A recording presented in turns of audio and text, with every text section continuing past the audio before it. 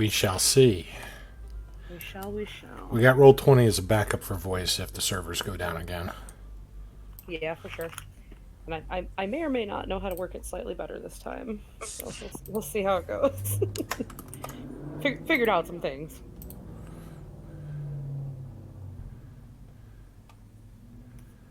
Let me just get my cat out of my room here. Why in the world would you do that? Because if I don't do it ahead of time, she's going to want to leave in like 20 minutes and interrupt me.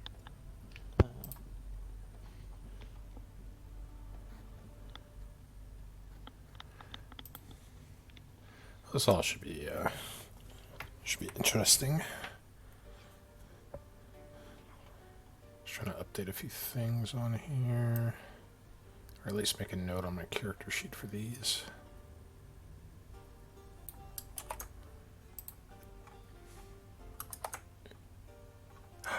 It fits barely, but it fits.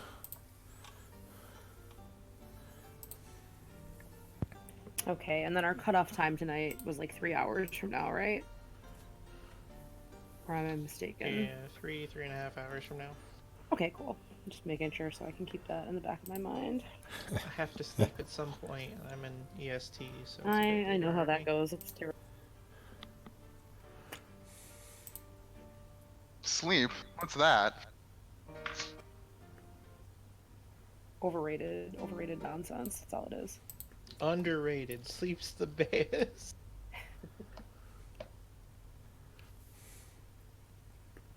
Make it a page here.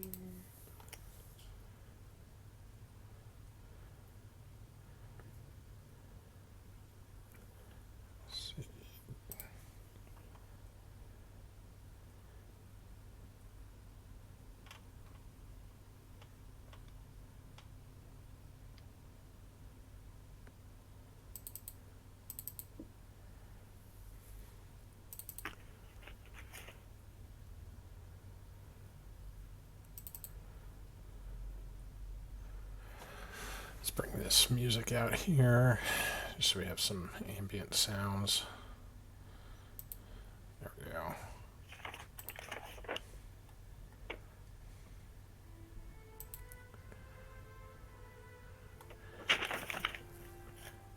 Lots of paper. Lots of paper.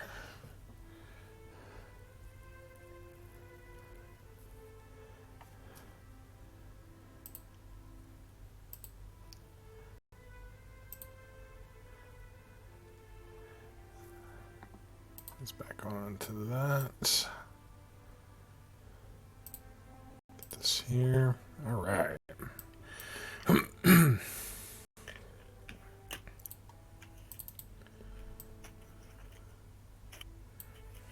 All right, is everybody good to go? Yeah? For those who are about to die, I salute you. I'm ready. Bring on the death. All right. Let me shift everybody over here. Hang on. Just do this preemptively. Maybe.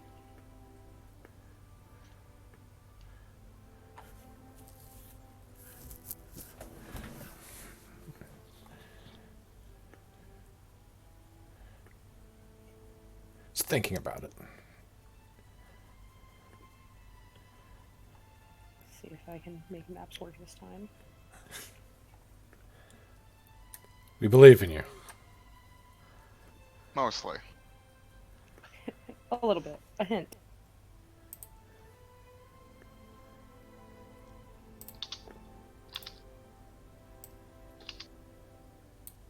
I want to make sure I'm not leaving anybody's token behind here.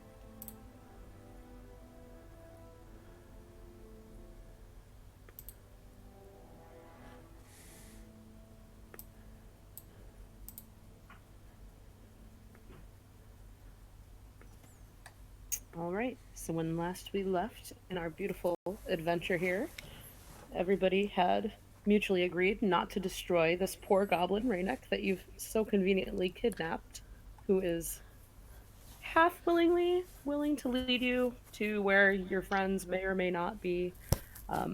As of now, you've found kind of this tiny trail where you presume is where they've taken them, and He's willing to guide you through it to their hideout. So I believe you still have him bound.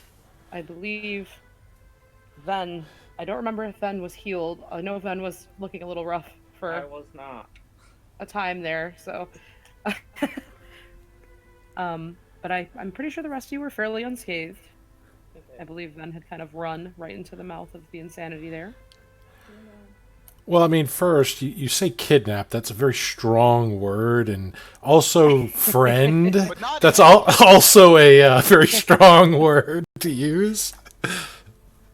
He's your best friend in the whole world, of course. I mean, you say that. Your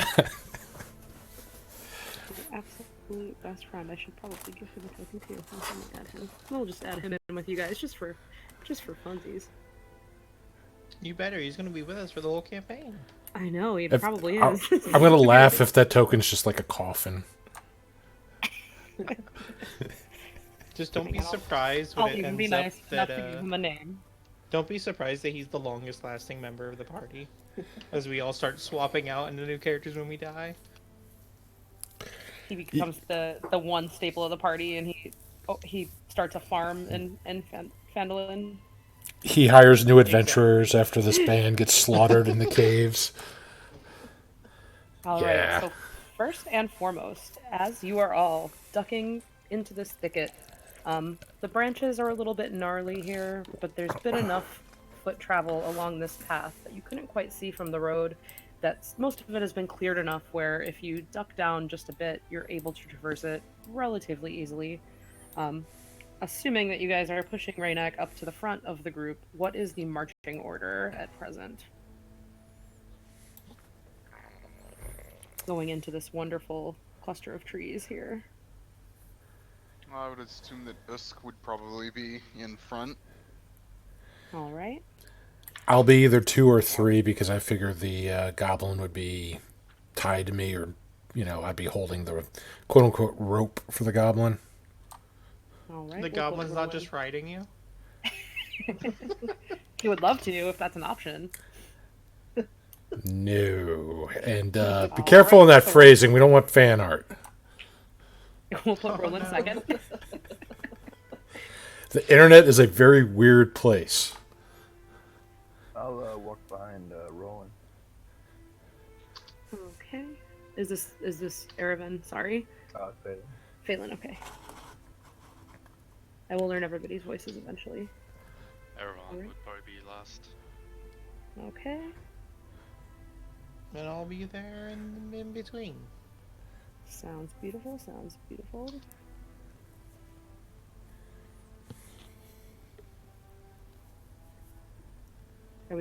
Is Ven going to be right in the middle there?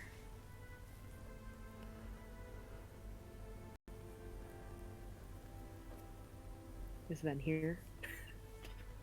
Hello? Sorry. No worries. Microphone cut out. I'll be front middle-ish. Okay. It's going to be amazing. We're all going to die. We're going to die.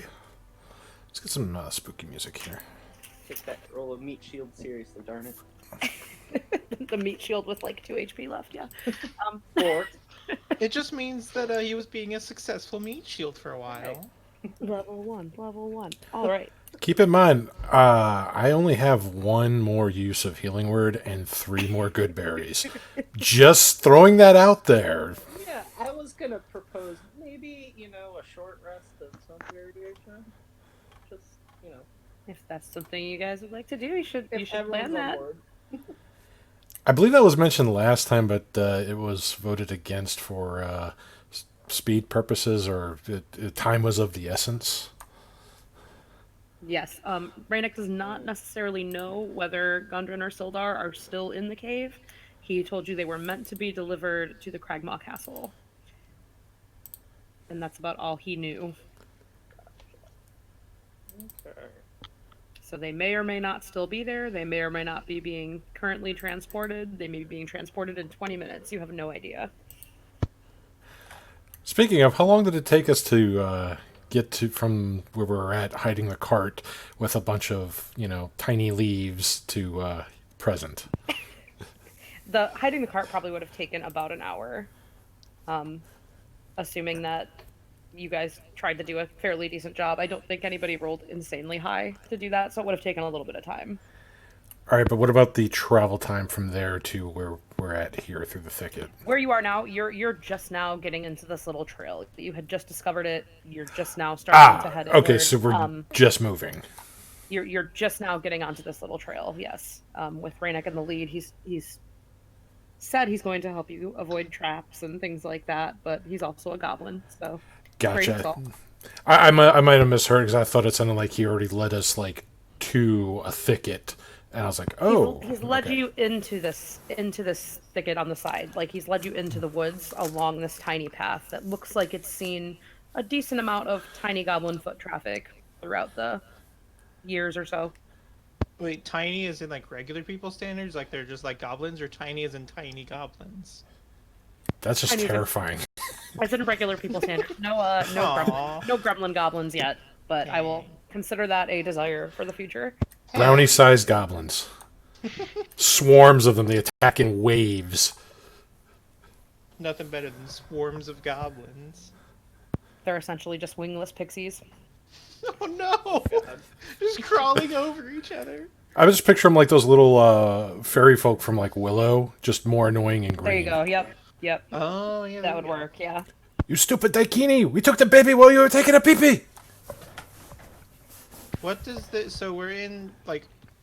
What does this path look like? It's got the goblin footprints. Is it like a deeper part of the forest? Or...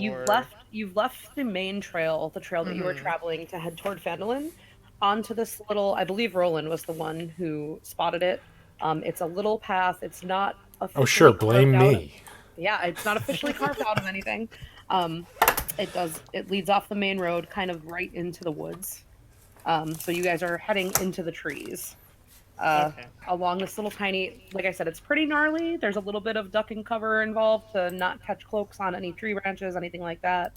Be careful, Roland. You will get some little Don't hit your thistles and things like that stuck to the clothing. Hair if your hair is exposed.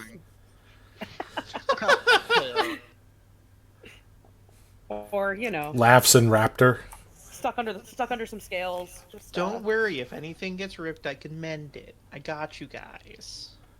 We gotta look our best when we are going to go meet Clark, you know. Can you mend our heads back onto our bodies after they get severed? you can I try. mean, I can try, yeah. You can give it a shot. Let It's me like see old if I- college try. Let me see if I brought my sewing kit.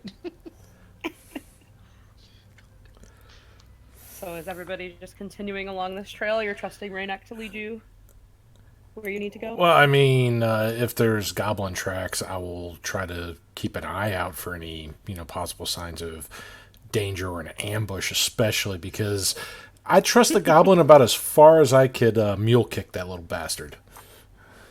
I mean, you could kick him pretty far, I'm sure. How well do you go trust this ahead. goblin? Dang. Go ahead and make a wisdom check for me, a survival check.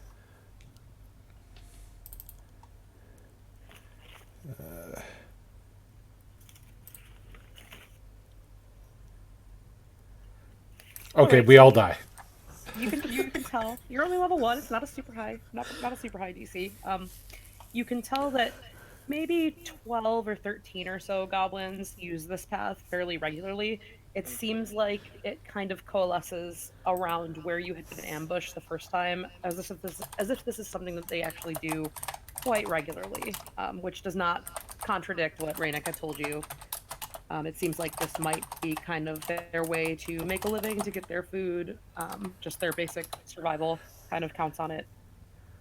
But yeah, you can tell anywhere from 12 to maybe 13 or 14 goblins have used this trail over time, some more recently than others, some which are never going to use it again after they met you. Except that one that got away from Oh yeah, that happened. Is there anything else you would like to do while you're meandering along this trail? Anything you'd like to ask? Anything you'd like to keep an eye out for? Having been established that Rainek smells dreadful, Oh, awful. Vin's gonna keep his trunk kind of up in the air and see if he can perceive any other horrid stenches wafting in the air. Go ahead and make a perception check. All right. And I do have keen smell, so I get advantage on that. Forgot about that last one. Keen smell. Keen smell. Most useful skill in D&D. Oh gosh. Well, I mean, I wouldn't go that far with it, but I mean, it's definitely helpful. The most useful spell in all of D&D. I mean, I'd throw True Sight above that. You know, it's just my taste, but, you know. So, yeah, then you realize that this goblin smells fucking terrible. It is an awful, awful stench, and it's overpowering even the greenery in the area. Really? It almost seems like he might just smell worse out of spite for you. It's like he's trying to smell terrible. There's a little bit of a, downwind draft from where he is at the front, so no new smells to speak of. The predominant thing you smell is just the greenery around you, occasional wildlife, but nothing that would strike you as strange. You are aware that there is clearly running water nearby. Okay. Some kind of river or stream from the smell of it. But you can't see it from where you are. Should we bathe the goblin? I heard Drown the Goblin. I thought you were the friendly one. Waterboarding the court. Oh no. As he's walking ahead and he hears everybody talking about baths and drowning and things like this, he doesn't even bother to look back. He's just like, it's my natural defense. What do you want from me? Smells like he's nervous. Smells like team spirit. Smells like he shit himself. All of the know, above. You came pretty close to fucking him up for good. Oh, look, a centaur just kicked him in the face. I mean, come on. Have you ever been kicked by a horse? Well, this character, probably, actually, yes. But that was probably before, whole centaur issue. And that's a different story for another time. Best not to talk about it. Yeah. So as you all continue on this lovely little trek, are you trying to be stealthy at all, or are you just going for it? Clop, clop, clop, clop, clop, clop, clop. Yeah, like I thought about it, and then I realized that it's not happening. Like I could be stealthy, but I'm in the middle of the group. Like, oh no. All right, so no attempt at stealth. About 10 minutes into this walk, and it is fairly slow going. You haven't made it too insanely far. Even though you're not trying to be stealthy, the growth here is just so intense, and having only been carved out by goblins in the past, it's not very suitable to some of the larger members of your party trying to get through, so it takes a little bit of effort. About 10 minutes in, Raynick holds up one of his bound hands he can to the side, kind of in a gesture to stop you, and he sniffs the air a little bit. He looks like he's trying to determine maybe exactly where something might be, but he doesn't give you any sign what.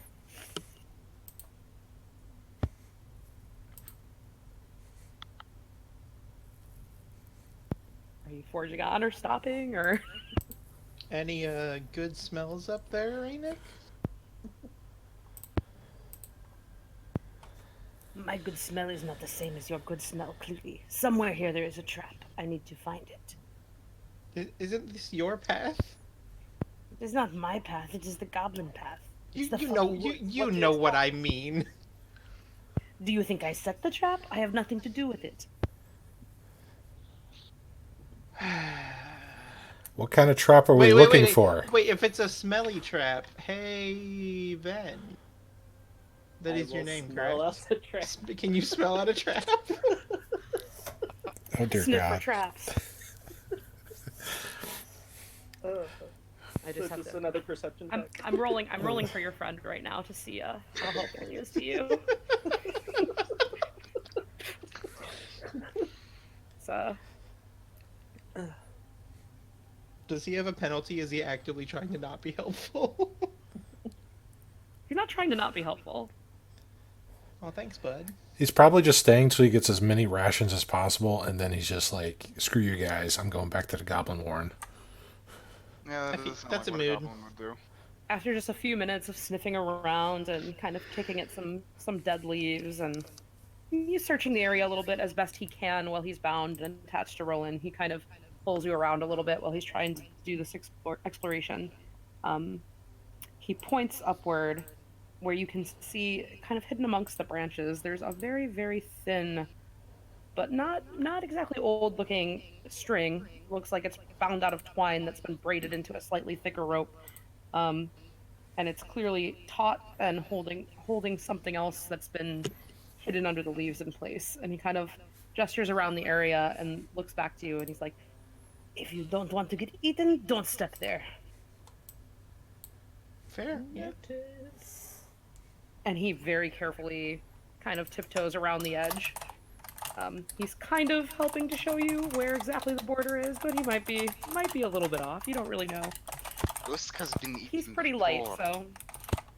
Usk has been eaten before. Not a pleasant experience. How far is he tiptoeing? We're gonna have a talk, Usk, one of these days. I'm picturing them tiptoeing right now. He's just lived an exciting life, right? How far is Raynick tiptoeing? He's giving about it looks like the area he's going around has about a 15-foot berth. It's pretty significant.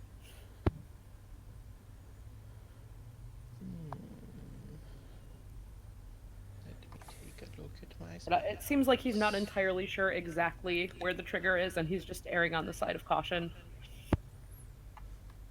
Should we attempt? Oh no, I didn't prepare jump today. I was just gonna jump over it. That's okay. I have jump prepared. It's called my legs. Charge. Essentially, yeah. I'll just go forward and try to find out where this thing is.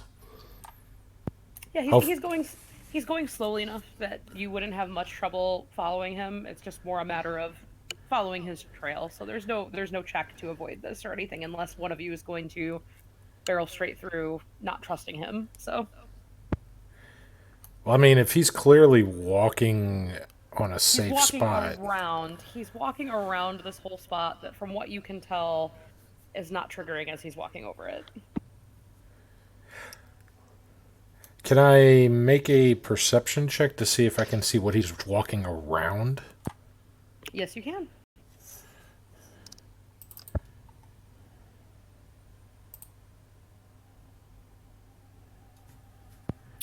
Yeah, you can see the exact outline. To you, it's not well hidden at all. Once you can see where he initially gestures, there is a hugely laid, it kind of looks like a net almost, that's hidden beneath the leaves. A snare trap that is clearly bound up higher in the leaves or higher in the trees, and will trigger if anybody trips that rope. I'm just gonna follow his path. Yeah, I'm just gonna follow. Yeah. And he leads you around it. Trustworthy so far, hasn't betrayed you yet. You don't have to add the yet at the end of that. No. I didn't have to, no. It's just for fun. Of course. But yeah, Roland will make sure everybody knows that there's a big net there and to kind of side skirt it. If somebody can, maybe disarm the trap, that might be nice. We might have to come back this way in a hurry. Raynick laughs, just this ugly little but he makes no comment. I mean, it's just a snare trap, right? Triggered by all of these strings and things. Just chuck something in there.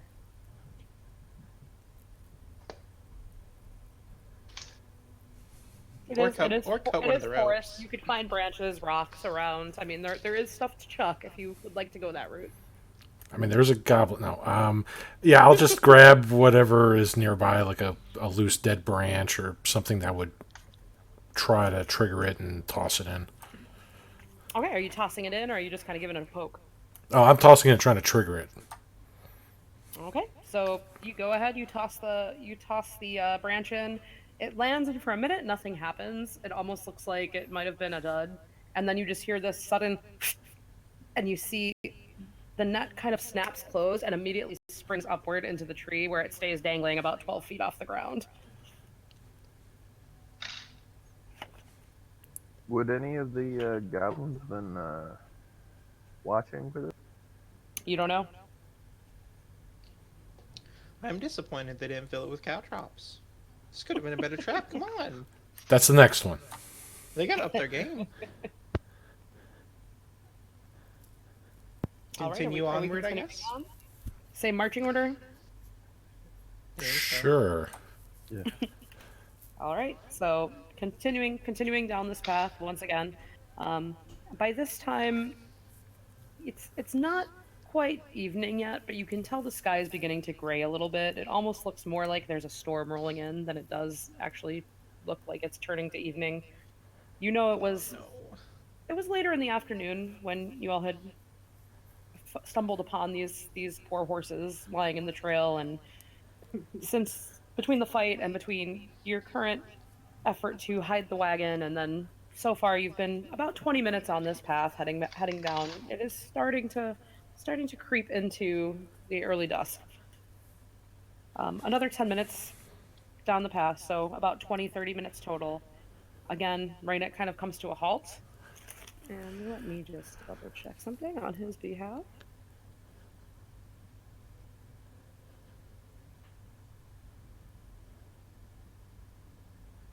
And he immediately staggers forward.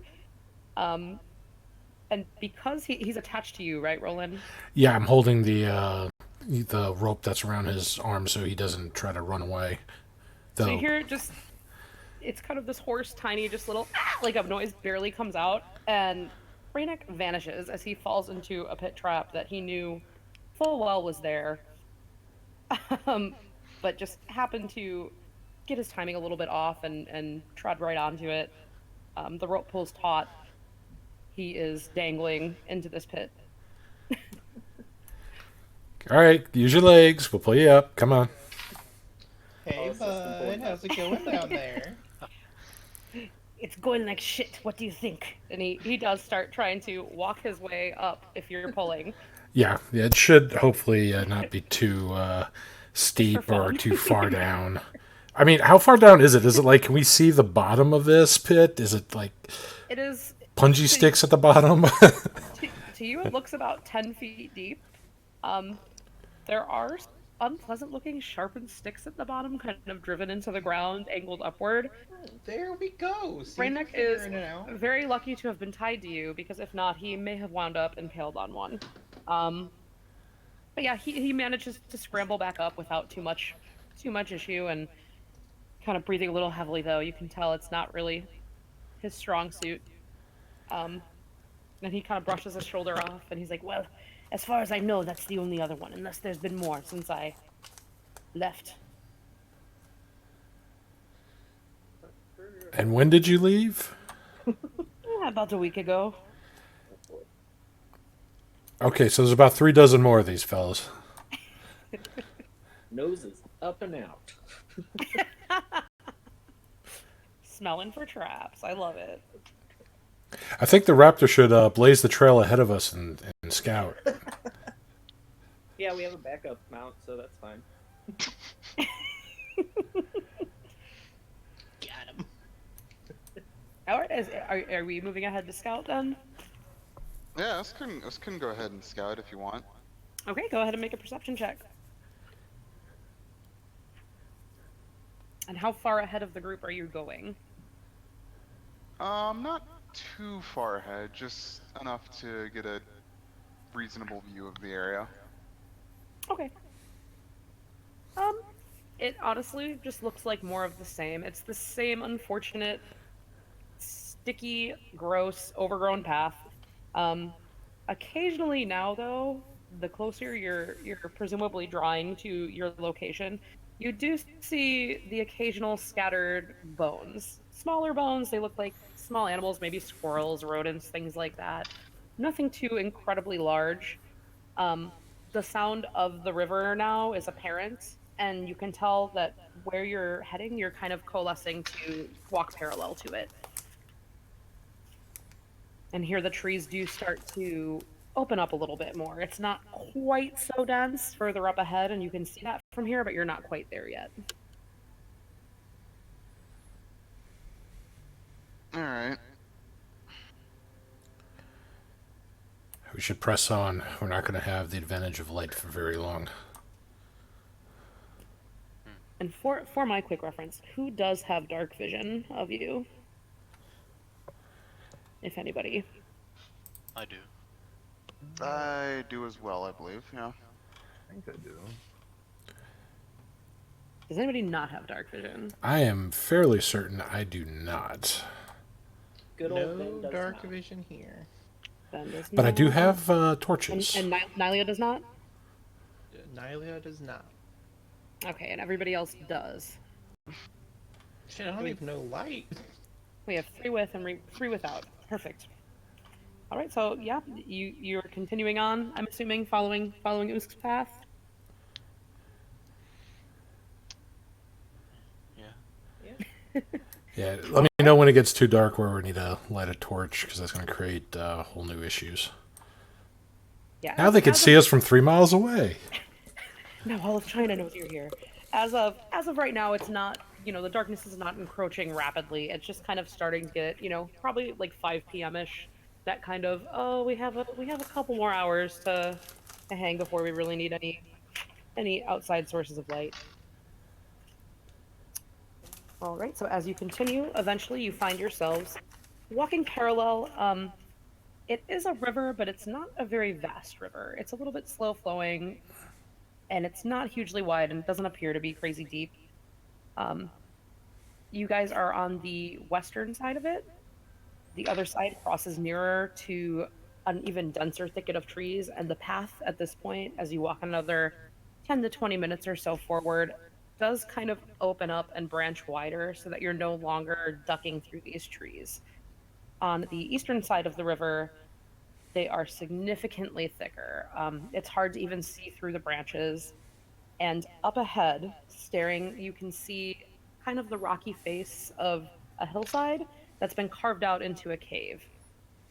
The river flows from within the cave, and it's hard to tell from this angle whether it's been enhanced and further carved out by somebody's intervention, or if it's all just a natural structure. But you do see the mouth of this cave. It is pitch black inside. So, what's this cave here, little buddy? I told you I would bring you to the hideout. This is the hideout. So, where are your friends? I like it. It's quaint. Rennick kind of looks between you, and he's like, I just told you I have been gone for a week. I do not know who's here. I do not know who's out there. I do not know if your friends are here. This is just a place. So, should we... I'm talking to the rest of the group here.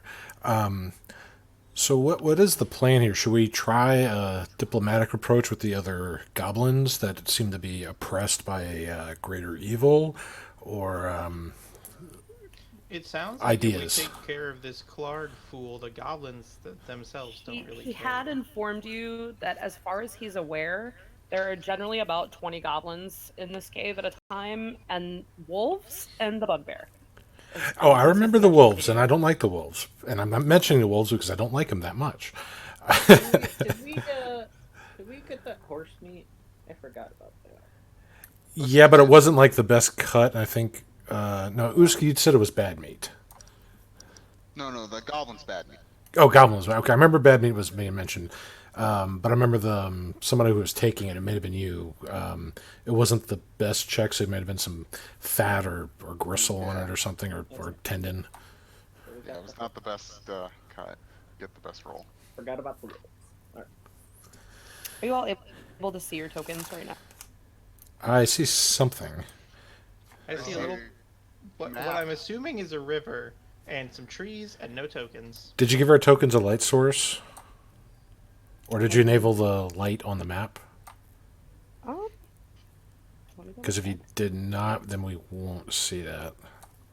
I believe everything is off. But let me just check here.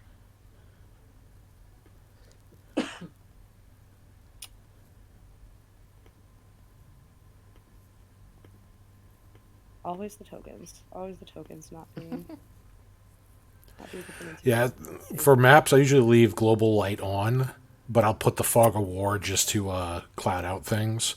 So when you reveal it, it'll always reveal the tokens. I believe that's what I have enabled. Let me hopefully that doesn't. Are you still able to see? That reset the fog of war, so we can't see anything right now. Okay.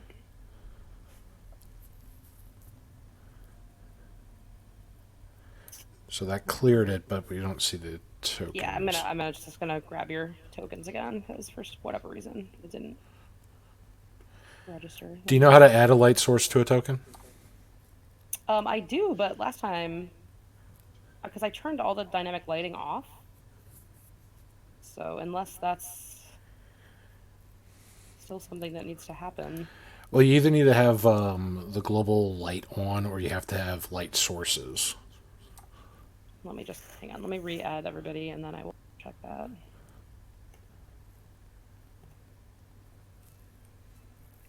And the problem with tokens and light sources is it's not always up to date with like who can see what. Especially like people have torches, dark vision, what's dim light for certain people. So it becomes a juggling act. Can you see the tokens now? No. Why on earth? Okay, hang on. Make sure you're on the right layer. You're on the right layer. Where is the option for the light source you're talking about? For just to turn it off or turn it on? Give me one moment. I'm going to log into my campaign from another browser so I can walk you through it. Yeah, sorry about that. It happens. I know I went through them all and turned off like dynamic lighting and everything, and last time that was not a problem. But it's only natural that new ones present themselves, And it's loading, it's loading. It's loading.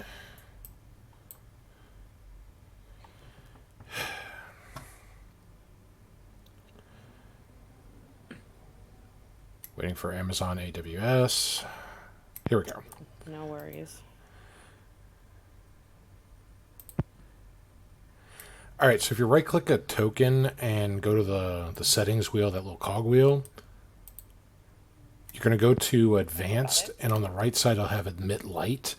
You're going to need to put in, like for now, just to test it, put in like 20 feet by 20 feet, and put, if you put all players see light, they'll make the token literally a light source for everybody, like if they're carrying a torch. You also click the has sight 360, just leave that as in, just, check the box. Okay. That's if you wanted to angle the sight, like, you can only see 90 degrees in front of you or something like that. Did that do anything for you guys? I see me. Okay, perfect. Let me just quit doing the head scene, but do that for everybody, I guess, really quick. Now, you may need to change the numbers if you want, legit light with that, but that'll at least fix that until the map settings are in. So now I see rolling. Okay. I'm just gonna do 20 by 20 for everybody right now to get through this quickly, so it's not taking an hour of our already limited time. No, that's fine. Is the map grayscale? One more time? I missed the last. Is the map in grayscale, like black and white? Nope. Yeah, dynamic lighting and stuff is not on, so I don't know why it's being silly, but it's fine. Set the reveal distance for like 20 feet. I want to see if that changes the color of the map. Because I can see my token, but I don't see like a difference in. It still looks like the map's a fog of war. I also don't see bios. Try refreshing, because I had that same problem and that fixed it. All right, refreshing.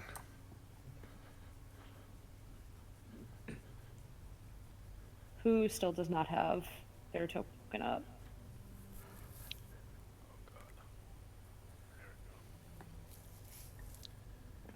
fine. Oh, cool. Okay. Okay, yeah, that worked. Still waiting for Roll20 to load after hitting the refresh. Trust me, I know that pain all too well. My computer hates Roll20, so. Okay, does everybody have their token? Still waiting for it to load. I may have to do this with Mind's Eye Theater because this is ridiculous. They're probably seeing more traffic than they've ever fucking seen at once because everything is closed. My other campaign loaded Probably just not. fine on the other browser, and that has more resources on the Splat page. No, seriously, it's got 1, 2, 3, 4, 5, 6, 7, 8, 9, 10, 11, 12, 13, 14, 15, 16, 17, 19, 20. About 37 assets on there. Gotta love it. It's just the cursed progression. It's fine. We're just rolling a couple natural ones before we get into the groove. It's no problem. I figure if I refresh it enough times, it'll load enough of the things for, to see everything. Yay! It finally loaded. Okay. All right. Is anybody missing from the map? Anybody cannot see themselves? I see 1, 2, 3, 4.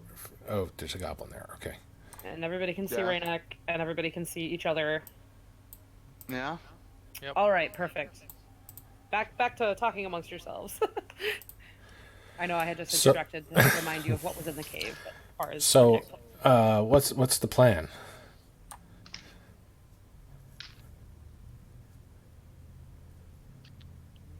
So we could go in and talk to this Clarg. Okay, so how do we go in to talk to Clark? I mean, we have an escort. you do not talk It's to that or Clark. it's that or we kill our way through the cave, and that doesn't seem ideal either. All right, Raynak.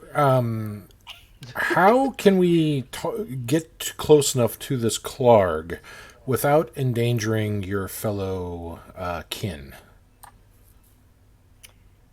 He looks vaguely amused for a minute, and he's just like, "Of course they're not just going to let you in. Clark does not talk. There are fucking wolves at the entrance. They will attack you straight away. What do you expect?" I Killing can our way through try, the but they cave will seems probably more kill me likely. too. You seem pretty ambivalent to us just killing all your friends. Most of them are assholes, and I don't think you can kill them all. Oh well, now it's a Challenge challenge. accepted.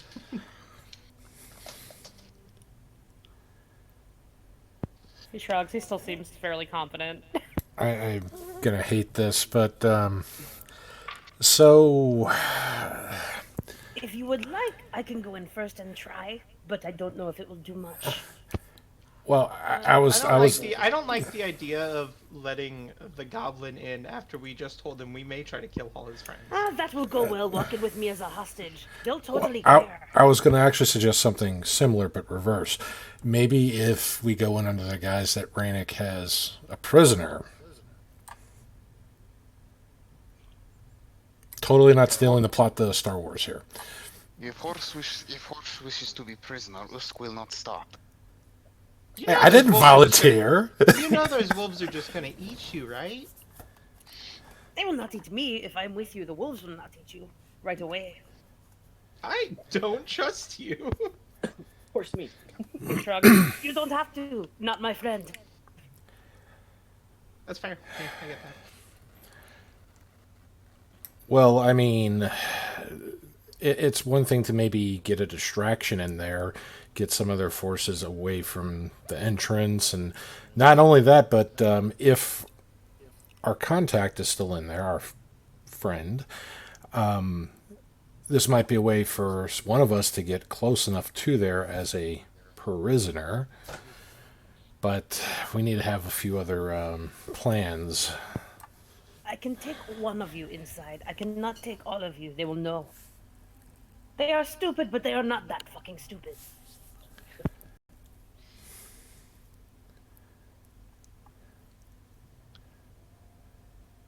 I mean, I could go. I mean, that's what we want to do. Well, I'm still open to other ideas. I'm just coming up with ways to get our foot in the door other than just walk in and slaughter every living thing. Yeah, that doesn't seem ideal. But it's also becoming more realistic as a good option, so I'm conflicted. Most of my ideas aren't very diplomatic, we'll say.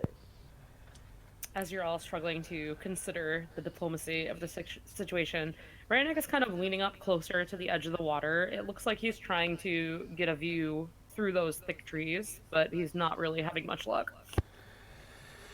All right, so Any other entrances? This is the only way in. well, there might be other ways in, but we probably don't have time to explore and find a back way into this place. Something else to maybe sweeten the deal, Rannick. I got those other rations that could be part of the spoils as well as being a prisoner.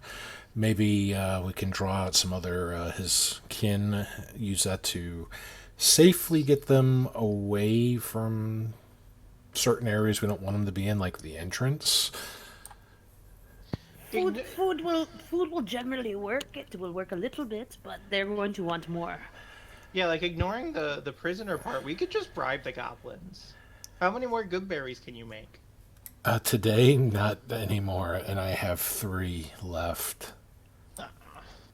And I have, Pretty sure I have 7 rations. How many rations do I have 10 rations. Can you? Yeah, I have 10 days of ration. Well, probably. How long have we been traveling with the Well, I've cart? been using Goodberry, that's why I don't have Oh, another that's true. Yeah, so slot. I have 10 days of rations. Like, I will say everybody would still pretty much have their rations because they would have stocked you with more on the wagon as well for the journey. So whatever rations you had on you personally, they would have, like Gundren and Sildar would have hooked you up with more for the trip. sure. So we Well, could probably bribe a good amount of the goblins. Even if they just leave for like a day or two, we only need to get there, get our good Gundren boy, and get out. They might be willing to listen if you offer to kill Clark. Nobody likes Clark. That's Clark what is an asshole. that's I what I'm think that's saying. another I feel like we could get the But- goblins on our side if we just kill Clark. You have to convince them first. A, that you can kill Clark because you probably cannot kill Clark. B, that you have enough food for everybody because Clark is the one who brings us food. So all right, well, how about much- this? How much food is on the cart? a decent amount, probably about 8 days worth of rations for everybody. All right, how about this? How about this?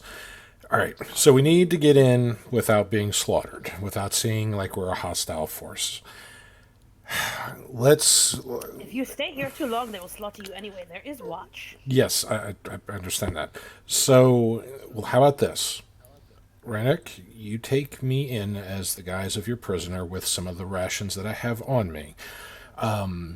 One of the things to tell your goblin kin is that I know where more of these food is located, and you're bringing me in to talk to your other kind, but really you're also bringing me in to see the if our friend's still there.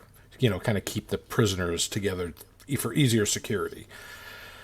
And Oh yes, we will take you all to the eating cave. That is where everybody is I kept. don't like the name of that cave, but It is what it is. I can make the offer there, and if I don't come back in like 15, 30 minutes, then we're going to need a plan B, but that means I'm probably being eaten alive by goblins. But hopefully we'll come back with some goblins wanting more food, and then we can, go find this Clark and take it that way. I don't like Honestly, this plan. I don't see why all of us can't just go in with a bunch of food. Like that way, if things go south, we're at least all there, so you don't die. Right. And we could carry But more the- food with us, which I feel like will help us convince more and more goblins. Well, if we all go in gangbusters, they're gonna be more defensive. Also, with a prisoner in there, this might move their forces a bit. If you untie me now, I can get more help to bring in with us. Yeah, if we're going in to diplomatize with the goblins and not Clark, I feel like we shouldn't be bringing in Raynick tied up. If anything, we should be leaving him out here tied up. Sorry, Raynick. But you were saying something about some help? Yes, I told you, there is watch. They are lazy fuck. They are not paying attention, but I can go make them pay attention, and if you give them food, they will likely come with us. I feel like we just build up a goblin army and pay them with food, and then just go kill Clark. Let's start a revolution. Yes, I like Unionize this the plan. goblins. I like it. Raynick, you all hate Clark, right? Not everybody. Most of us. Do you like food more than you hate Clark? No, I like food about as much as I hate. Fair enough. Yeah, I feel like we could start a revolution. I'll give Raynek 4 rations to carry, and I'll untie. How many of those is he gonna hands. eat on the way there? He doesn't say anything. Yeah, that's all of them. Can I roll an insight on the whole him helping us bit? Go for it. Oh no, my character sheet disappeared. Oh, I refreshed the page.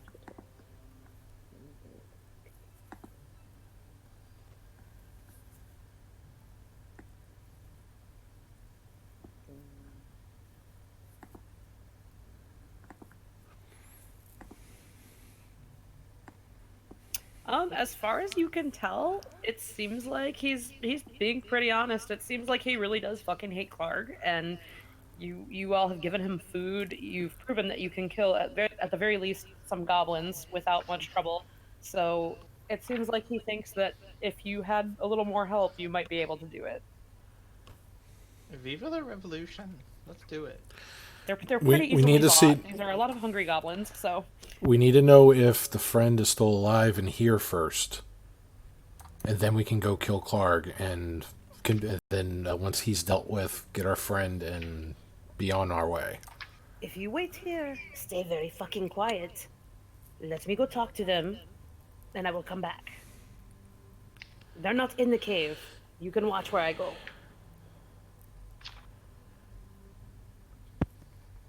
I just look at the others. I'm okay with this plan because if he comes back with people to attack us, we'll just kill him. Exactly. Nothing to lose.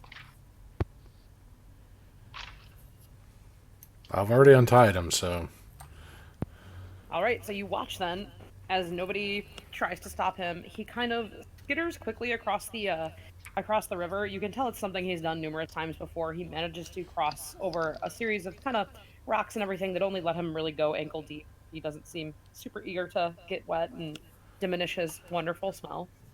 So you see Raynac dart across the river and into these trees, which I'm pretty sure it's going to show you because he has light on him now. Maybe not. No. Okay. But there's still fog of war. Awesome. Didn't know if it diminished that or not. So yeah, for the moment, all he told you was be quiet, he'll go talk to some people, and you do, after a few moments, hear kind of a hushed exchange happening in what you now know as Goblin, even though you can't understand it. You do hear, sounds like three distinct voices. One of them is Raynax talking.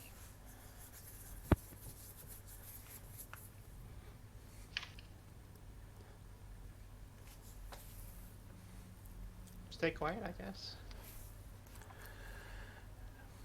The exchange continues a little bit while longer. There's a few probably what sound like they might be curses thrown in, and a lot of deliberating. Eventually, you kind of hear a little bit of excitement as he does produce those rations, and soon enough, you see Raynac does reemerge from the trees, and he's kind of takes the same path back he took to get over there, and following behind him, with their bows still drawn, are 2 more goblins. Neither of them look quite as friendly as Raynac has come to look, and Raynac doesn't look very friendly to begin with, but they do follow him. They stay a little bit behind him, and they're clearly very leery of you. I just sort of casually wave. How'd it go, Raynek? Neither of them wave back. Raynek shrugs, and he's just kind of like, they're hungry, they're willing to help. If you think you can really kill him. I mean, yes, and the more people that are willing to help, the better the chances that none of you die. And you do notice these two goblins that have accompanied Raynek, they have very similar filed, just gnarly, terrible-looking teeth that kind of jut out past the jaw, almost like Venus flytrap-like in the way they protrude from their mouths. You can tell it's something they have done to themselves. It's sort of a body modification rather than their natural orientation. If you're familiar with goblins at all, you recognize that this is a very interesting choice rather than something they were born with. Roland's just picturing those maws and the eating cave that was mentioned, and it's just kind of. I would say, is that where the term cragmaw came from? I like it. Ah, very perceptive. You get it, yes? Cragmaw, cragmaw. Ha ha ha. Anyway, what is the plan? We go in there, we start a revolution, right? Revolution! Do you know what revolution is, Raynek? I don't really care. Fair. From what you can perceive of these other two goblins, it does not seem like they speak common. Or they're pretending not to. They're both kind of just looking between you and Raynek and waiting to hear more from him. The one on the left has lowered its weapon a bit, but the other one still seems a little more cautious.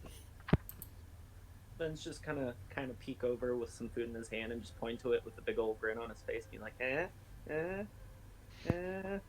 The less cautious one holds up a hand, expecting to throw it. toss. Make a Fuck. I'll say dexterity. Oh boy. Make a general dexterity check for me. Oh, that's a save. Sorry. No worries. It's okay. I barely know how to play either. It's fine. There we go.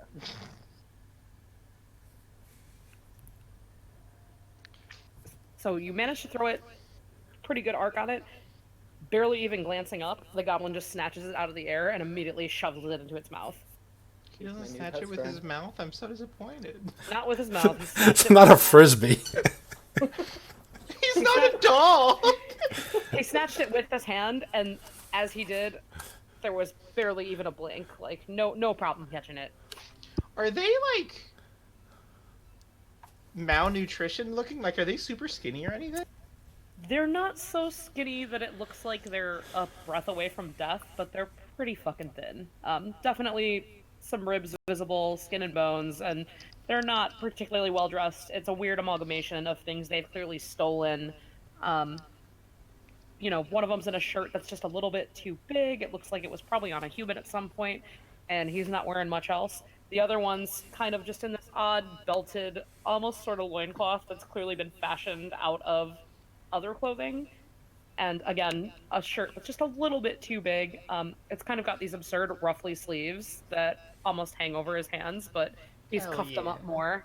So he still has full use without it getting in the way, but it looks absolutely absurd. I think it looks fashionable. Are they all ripped up? The clothing? Yeah. It's not ripped up, so to say. I mean, it is where they've made their little alterations, but for the most part, they're just dirty and rank looking. The shirt that the one is wearing, and it's the one on the left who's wearing it, is kind of the cleanest of all of it. It looks like it's a pretty new acquisition.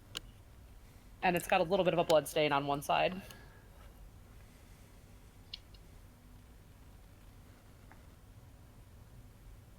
I like our little group here.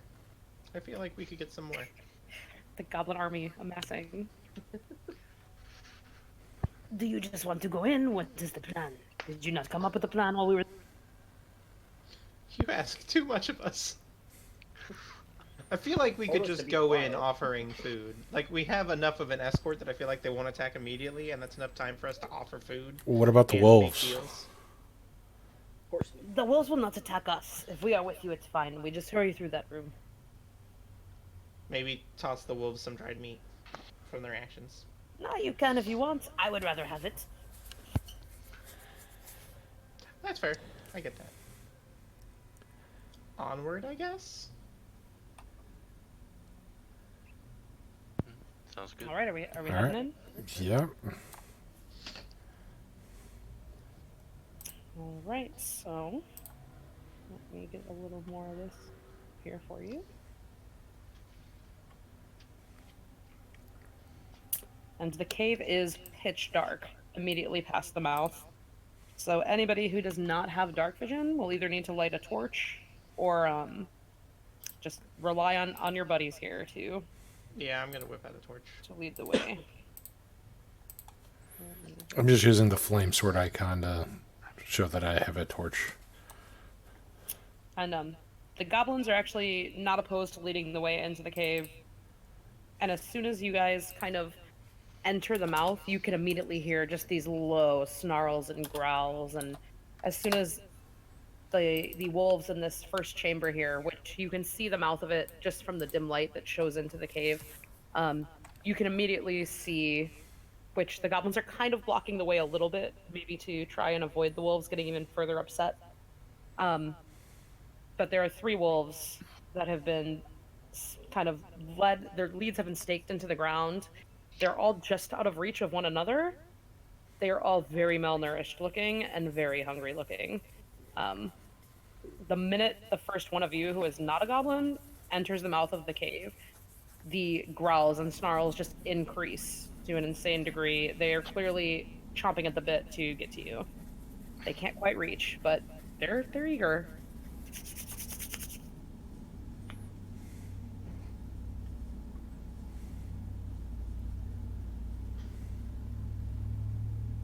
We just continuing inward. I Be think racing so, past yeah. wolves with Yeah, I'm gonna race past them. I'm not good with it. So, Rennick, where's your other fellows who would like to have some food and help change the way things are run in this cave? Give me 1 second. I'm having a roll 20 problem right now. Okay.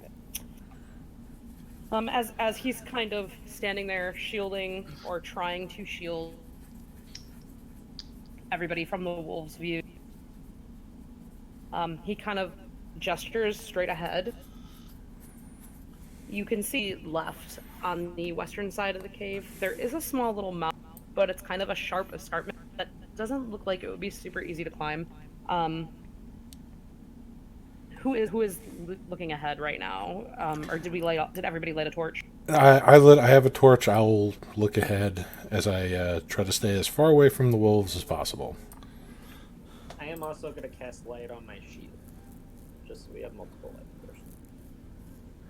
Okay, perfect. And all of the goblins kind of stay hugging the wall to make room for you in this cave. It's fairly narrow, but you can all just barely fit onto this little ledge on this side, kind of with the goblins beside you on the right hand side. And then the one is going to proceed a little bit further up here. The other one will keep blocking the view of the wolves. Roland, you can see ahead. There is a bit of a bridge that crosses over the river, which again, the river is not particularly deep. And without actually responding to you, he's kind of just been waving you ahead. He doesn't really. Can I make a answer as perception far as- check? Yes, you can. Because it's kind of dark. I got torchlight flickering around, and Yep. I'm worried about being slaughtered. Yeah, absolutely. Go for it.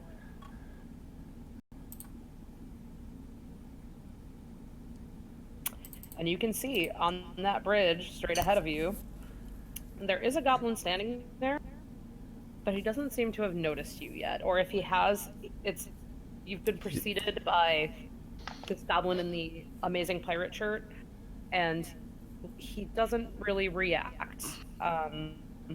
He looks a little bit confused, but other than that, he's kind of holding up a hand like he was about to do something, and it's given him pause that everybody's walking in with these other goblins escorting them. And if I can get his So we got straight ahead to a bridge, and left where you said it was steep. Yes, so this spot right here, it's almost a straight vertical incline. You can see that there's a chamber up above it, but it looks like it would be pretty hard to scale. Awesome. Anybody want to see a centaur fall on his ass, or does somebody want to sneak up there? If you want to fall on your ass, you can try. I don't know that you would make it. And as he's telling you that, he kinda That wasn't in pauses. character. That was player talking to other players. Hey. I mean, you do you, but I don't think it's quite necessary, at least at this point. Raynek Okay. is going to forge further ahead. If Roll20 will let me select him. Maybe not today. Which one is Raynek? Is his nameplate not showing? Nope. New. Oh, sorry, my bad. Hang on, let me. Oh, it would help if I was on the right layer. There are only 3 nameplates showing right now, at least for me.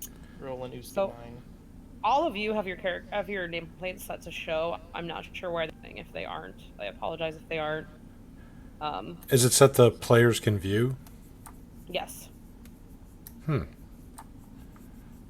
Yeah, because I remember last time you had said that was an issue, and Yeah, believe I went mine, through Usk, and and- Ven are the only 3 showing. let me. That's something we can fix later. It's not an important issue right now. I just want to see if. And if his nameplate doesn't Does show, that you can just make- tag him with like a colored dot. Did that make Erebin show up? Can you see That did. Erebin's? Yep. Okay. Okay, give me 30 seconds and I can fix that then. One of the goblin tokens will be revealed and be goblin number 37. One of them's number 2. Who else's nameplate is not showing? Let's see. Noel's character's not showing. I can see. Was it Usk? I can't see Phelan or Ven's. I see. Well, Ven's is there. Not for me. Is it just because tokens covering up the name? Yeah, it might just be covering it. You got me. And Usk is visible. Well, Usk's wasn't being covered by... Yep, Phelan's is also there, just being covered. Ah, okay. Okay, so everybody's there now. We're all labeled. Beautiful. And Raynek is labeled now, yes? Yep. Yeah, we can see Rannick. Okay. On there. Maybe come on, Roll20, please. All right. So Raynek is actually going to move further up ahead as he's talking to you, and he kind of mutters something in Goblin to the Goblin that's up on the bridge. He's moved to stand right beneath him, and he's kind of just holding up a hand, and it sounds like he's explaining something, but he's doing it in a little bit of a hushed tone. He's clearly trying not to let his voice carry. Let me make him up. I'll just go through the rucksack and pull out one of the ration kits and just kind of hold it up where you can see it in the torchlight and just kind of shake it lightly, not to make too much noise. I just want to check something.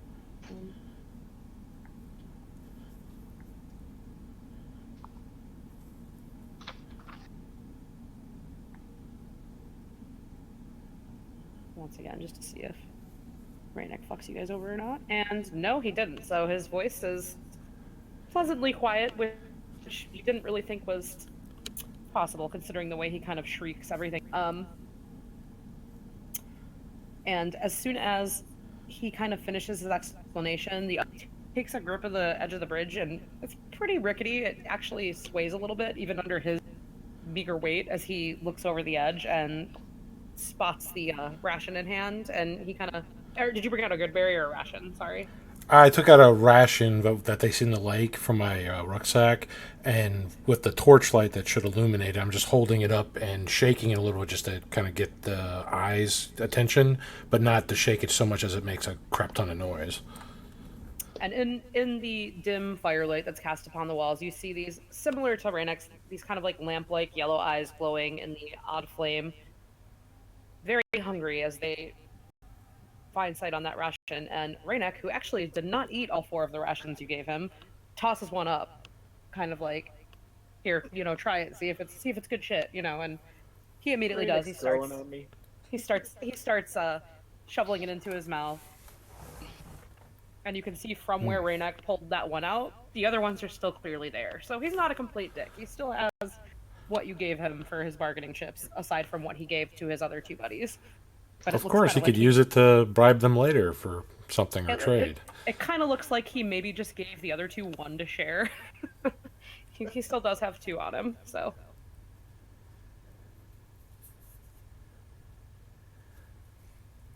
All right, I'll pick up the So ration. You guys have this new goblins. You have this new goblins.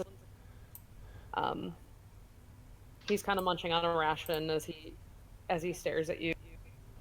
After a minute and another quick exchange between he and Raynek, you see him kind of skitter off this way, off the bridge, and into the other room. Raynek looks back toward the rest of the group, or what he can see of everybody, and he's like, "Well, you're lucky. He's not going to set off the traps. Hopefully his friends won't either." Nice. Yay. And then, as you continue, you can kind of... So this path continues to lead underneath the bridge. The deeper into the cave you get, it's obviously a little bit dank because the river does flow through here, but it's just getting more and more musty. And the smell, which is very familiar at this point because it smells a lot like Raynek, but about 1,000 times worse. Yay, goblin Hot in the bodily nose. waste.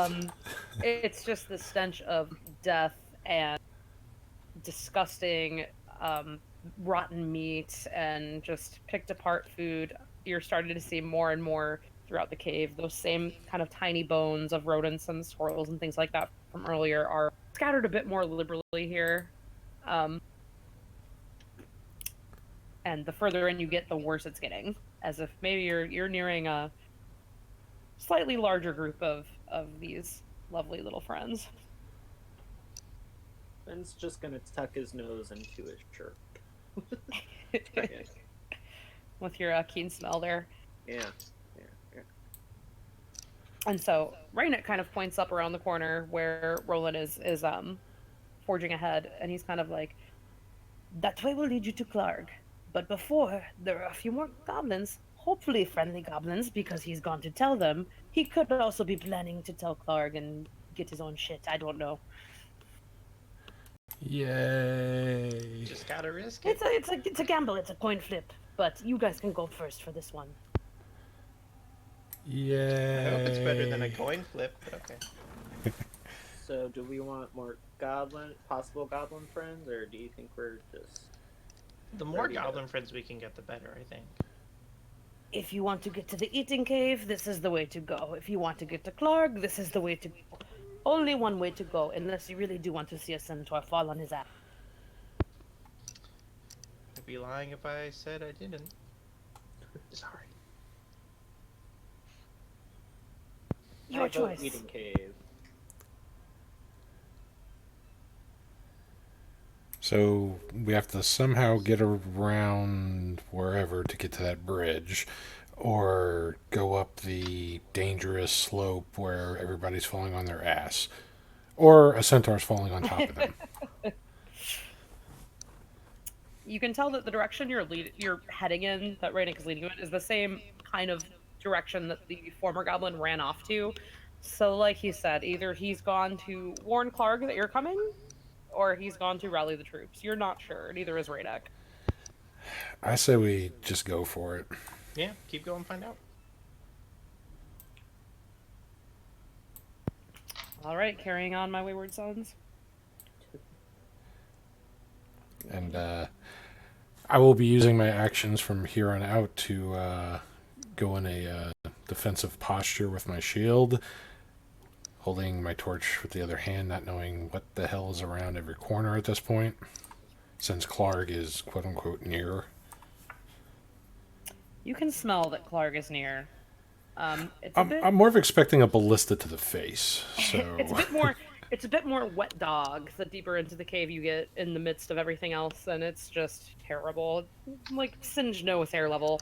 Pretty bad.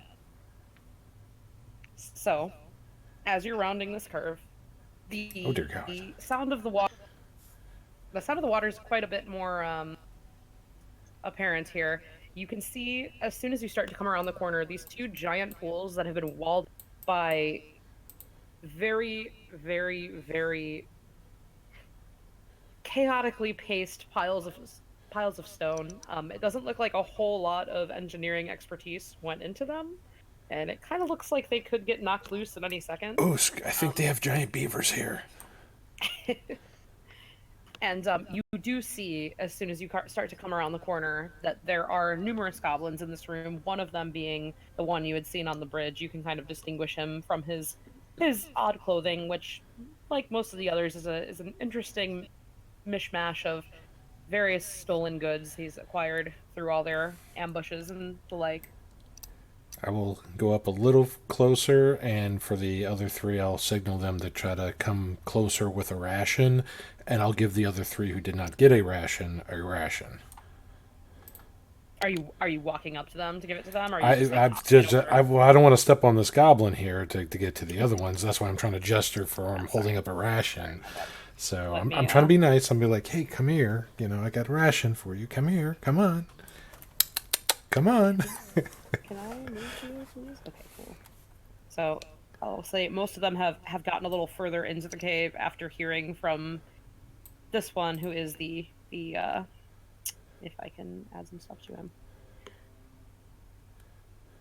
This one with the indicator is the one who was on the bridge earlier. All right. Well, I'll try to give the one right below me a ration. Does it accept it?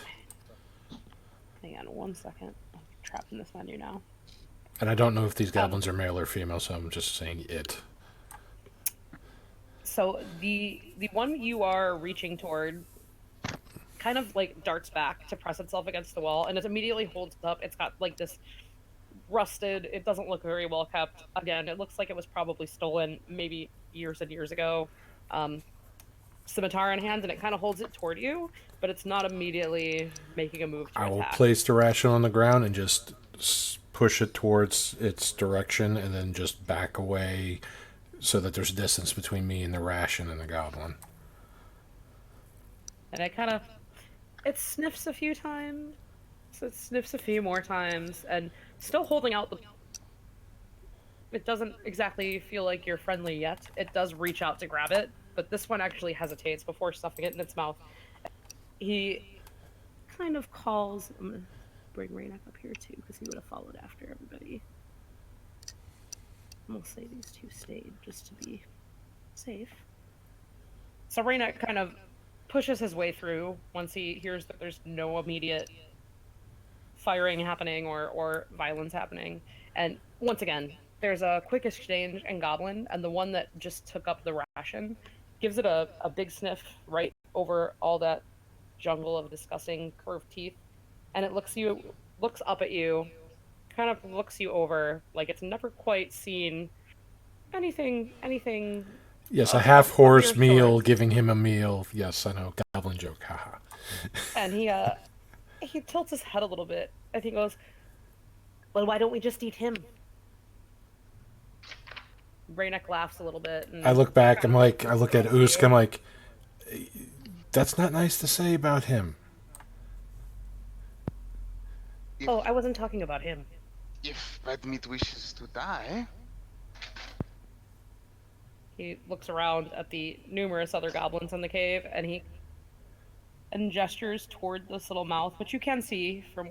Oh wait, if it will reveal itself, you can't see yet, but you can see that there is a little area over here that leads down into another chamber, and he is talking in a little bit more of a hushed tone, and he kind of looks at you. He's like, "You can try to kill us, but I don't know if you'll make it."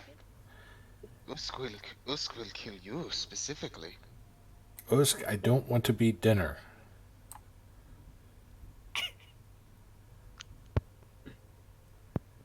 Raynek again starts moving ahead. They look really hungry, and I don't like the looks they're giving me.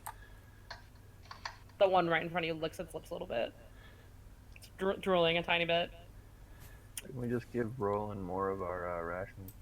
Yeah. Rolling goblin friend. Roland's gonna move his just slowly away from the drooling goblins. Radek's actually kind of come up to try to Also doesn't like being act as point. act as the mediator, and he lets you kind of get behind him, and again he starts talking to this other goblin in hushed tones. They are speaking goblin this time. Let me make another quick check for him now that you guys are right in it.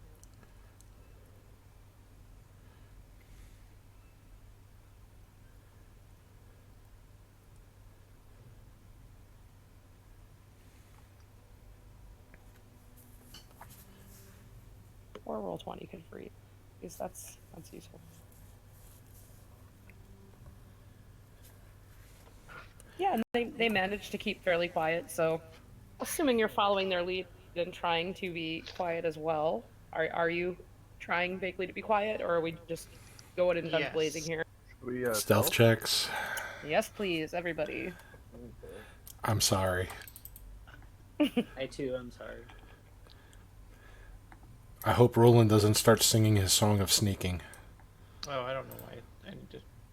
There's not. Apparently, he's very good at stealth. He's a stealth horse. Clop, clop, clop just isn't quite happening this time. It's a nice stealthy horse. Somebody tied like silk little cloth to his hooves so they don't make any more noise. God. So you all feel fairly confident that you're being relatively stealthy.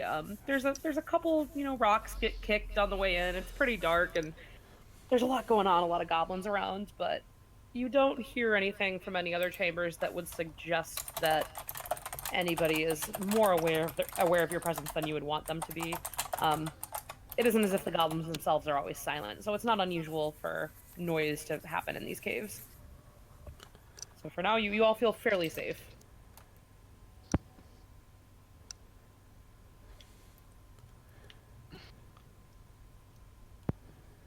So, do you want to kill Clark first?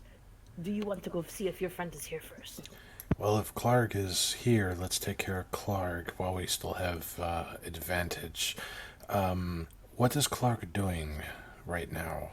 Is he sleeping? Is he eating? Doing bugbear things? What is he doing? Doing bugbear things.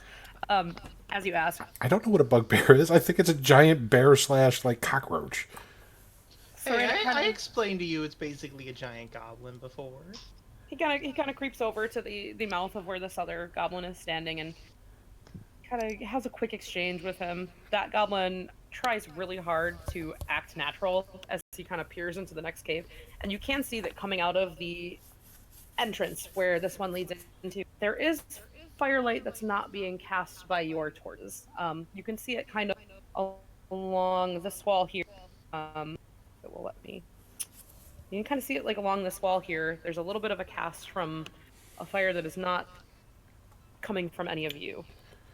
So clearly there is an occupied chamber ahead. And as you are, or rather as Raynek is quietly conversing with this other goblin at the mouth, they continue to have this kind of hushed conversation, and Raynek looks up at you and he's like, well, there are 2 goblins and Clark and his pet wolf. They're not asleep. I don't like wolves. I'm talking to the rest of the. They like you quite a lot. So guys, I think this is a good time for me to mention. I've never killed anybody before. Just let me do the finishing blow. Don't worry about it. You've never killed anybody? I was talking to them. I mean, I can hear you. I'm right here. the other one who spoke. This is an comments A on and B the conversation. See your way out. I can leave if you want. If you don't want help, we will all leave. Well, I haven't killed anybody. They may have killed hundreds, thousands. Why do you think you're still alive? Because I didn't kill you, because I've never killed before. He starts eating a ration. Roland, you're digging yourself deeper into a hole. Horse, killing is easy. You just stick it with the point in. I have a club. There is no pointy end. I feel like I've heard that somewhere before. Roland, if push comes to shove, take your club and shove it in their face. Okay? Got it? Swing very hard. Good. Okay, let's do it. Swing very hard and maybe aim high. He's a little bit tall, yeah? Yeah. Right in the head. Just, it's a good spot to hit. Hang on 1 second. Let me just get ahead here. This is going to be an interesting. Oh, this is going All to be right. a cluster. Have you ever gone hunting, Roland? It's gonna be quite terrible. Well, not really. I mean, I've been living off of good berries for the past 2 years. Okay, so imagine they're good. Roland is actually kind of skinny because of that. I mean, good berries are a full day's worth. Each good berry is a full day's worth of food. Well, If he's been eating 10 good berries a day, he's going. no, not 10. No. He has been eating 10 good berries. No, the raw in a store in some of their stories and stuff. There've been priests that have used like healing magic to keep them alive, even though they're like starving to death, because the magic doesn't really have essentially like calories with that.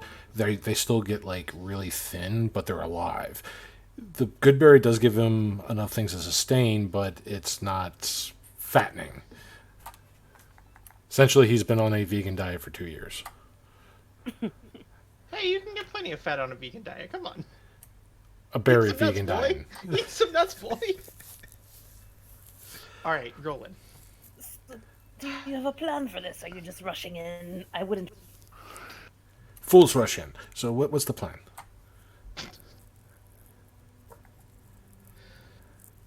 Rainick, can you? Cat meat will go in first, and then we will assist from behind. Rennet, can you and your fellows maybe distract Clark, like make him look away from this entrance so that we can get into position and maybe have the first advantage in the conflict, and hopefully end it before it even began. Raynek looks between his friend and you and kind of laughs, and he's like, "You." I didn't say attack him. I just get him to look the other way. Maybe show him what you found from a traveler, and then I hold another ration up. I mean, he has seen rations. He's not an idiot. Well, maybe he thinks lesser of you, that if you show it to him, it would distract him, and he may have a good laugh, and then maybe it will be his last. He immediately kind of turns to confer with the one that's right next to him again. They talk again for a few minutes in hushed tones. And it sounds like they're kind of having a little bit of an and then after a few minutes, you see a very quick decision made by what looks like a rudimentary game of rock, paper, scissors. And the one that is not Raynek, kind of, his shoulders wilt a little bit. Boulder parchment shears. Boulder parchment shears, and Raynek hands over the last of the rations he has to this new friend. I'll give him. Like, Yeah, I'll give him another one if it helps. He doesn't know if it'll help, but they'll take it. You said there was 2 more goblins in there too, right? As far as we know, as far as I can see. Can you get them on our side once the killing starts? I don't know. I can try. I'd really rather not be inside when the killing starts, because I will die very quickly if Clark attacks me. I mean, just yell it at him. I will try my best. Can we get doesn't those sound super goblins on confident. our side before the combat starts? Can we get them out here and with happy foods and everything else? Or is that not an option? Not without Clark wanting to know why the hell they have to come out. He will want to come see what's happening if there's something going on they need to. So wait, so you're saying we bring him away from his wolf? No. I was saying if we can get the other goblins out. Yeah, but I hate if I hate Clark to follows recommend him, this. then if Clark follows them, Clark comes out here, we kill him. We don't have to worry about the wolf, or at least not both at the same time. Are those? This is Oh, not yes. a good place for fight. His wolf stays with him all the time. They will not be separated.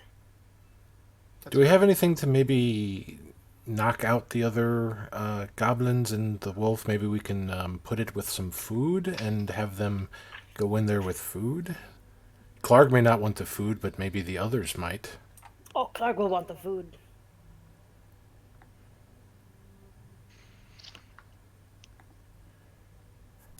Okay, then I mean, is there anything we can do to spike it for? Unless you got some drugs. I mean, I got. Well, no, actually, I don't have that. I have proficiency. I have proficiency. In I don't have anything I don't made. have anything. Are there any I cave have a monsters? herbalism kit. Well, that might take too long to actually make something. I don't have anything pre-made, anything like that. So if nobody has anything with that, so are we going to just go in and attack? I think we are basically going in we have guns plenty blazing. of meat shields. As you're all We have planning, plenty of cannon fodder. you can still hear the snarling and yapping of the wolves you walked by earlier. And you can oddly hear it from ahead of you too, as if there's an echo coming out of that earlier cave that connects to this one. So it kind of makes it seem as if they're all around you, though you know they're not.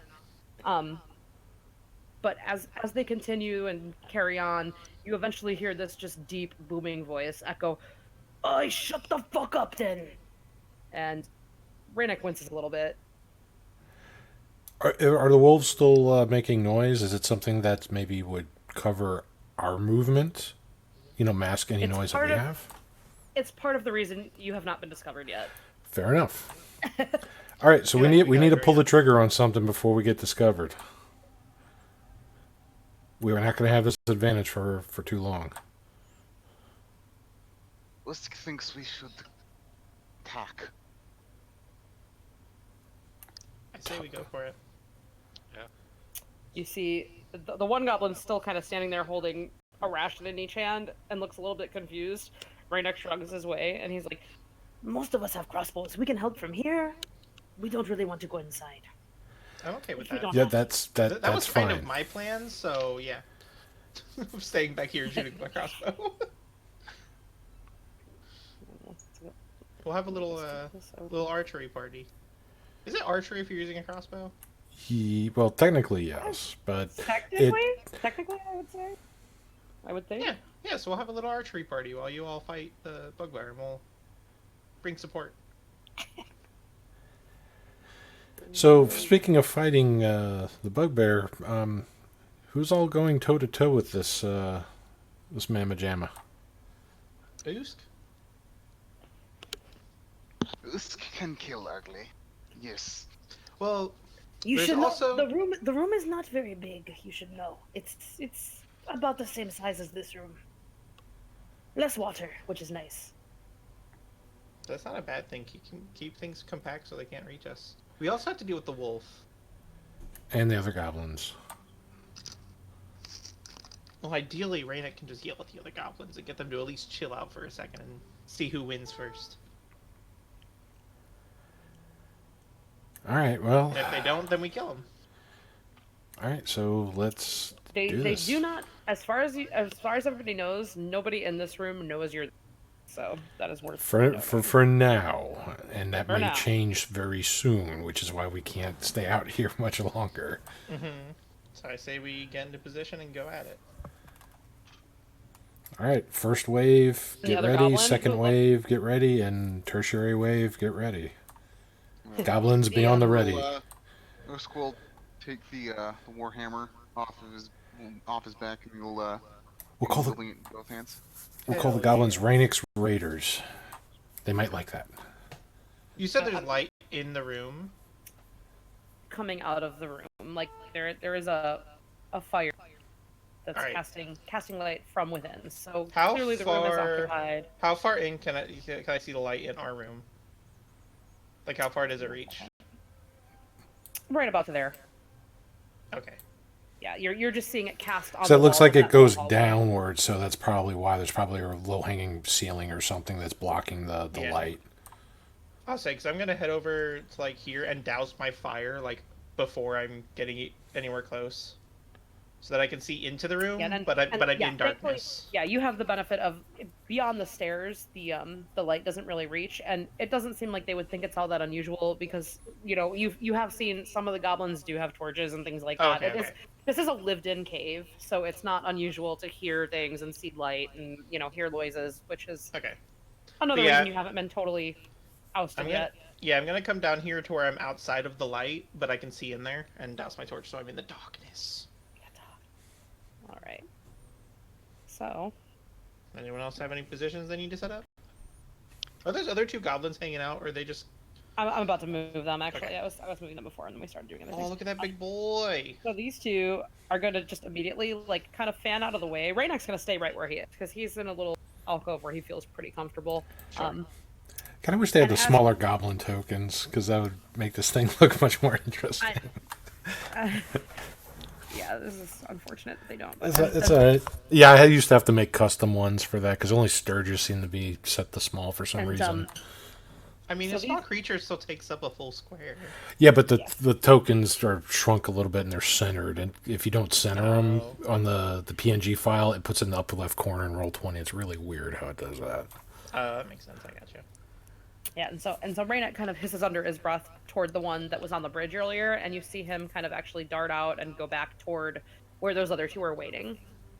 But for the most part, the rest of them have kind of gotten into formation. It looks like they're willing to fight with you. So not in close quarters, but they're out here with their bows drawn.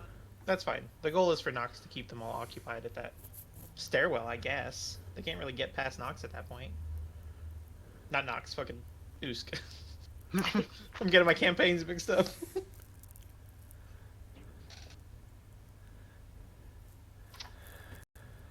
Are y'all doing this? Are you going? I mean, I'm ready. I'm not first wave, so. I'm in position, though I can't see the bugbear where I'm in, so I'm like aiming at one of those two goblins in preparation. But that's just... I'm not taking an action or anything, just having my crossbow loaded and ready to go.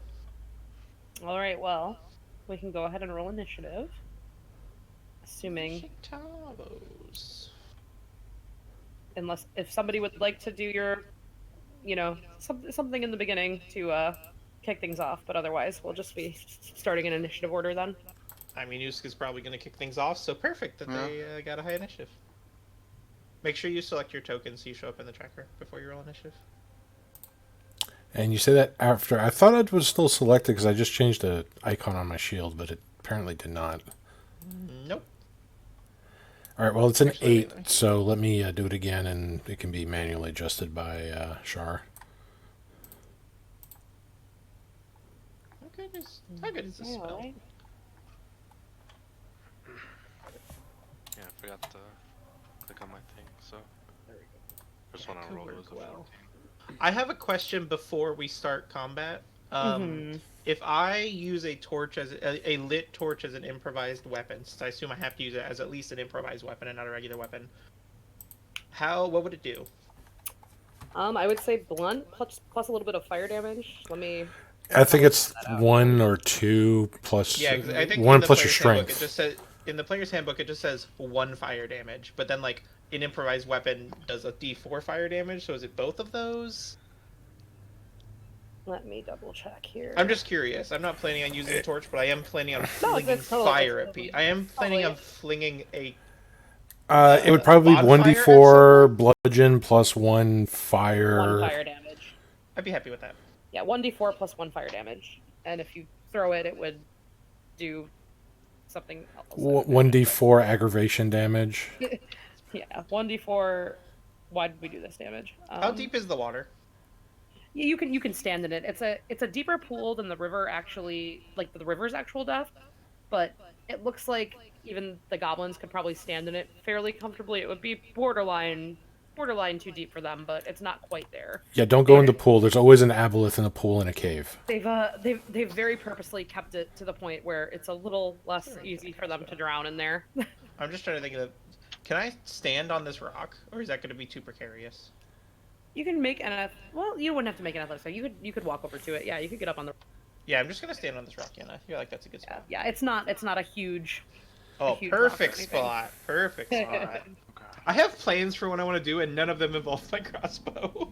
Hang on 1 second. But I do have my crossbow, like, ready. Let me get these Just, guys I'm going. probably not going to be firing on the first. I mean, I just think that this is just such a good idea that I can't not do it. Where? I'm just gonna roll initiative for them all preemptively. Sorry, this is the part where roll 20 takes a minute to load for me here. Oh, this spell is a save, and if you save, you don't take anything, and it just keeps going. Well, it just keeps going, doesn't it? Oh wow. I'm looking at catapult because I'm like, I want to launch some of the fire at someone. Because catapult's just such a fun spell. I'm sure. Oh, catapult's amazing, especially when you use it with like alchemist fire, acid. Mm-hmm.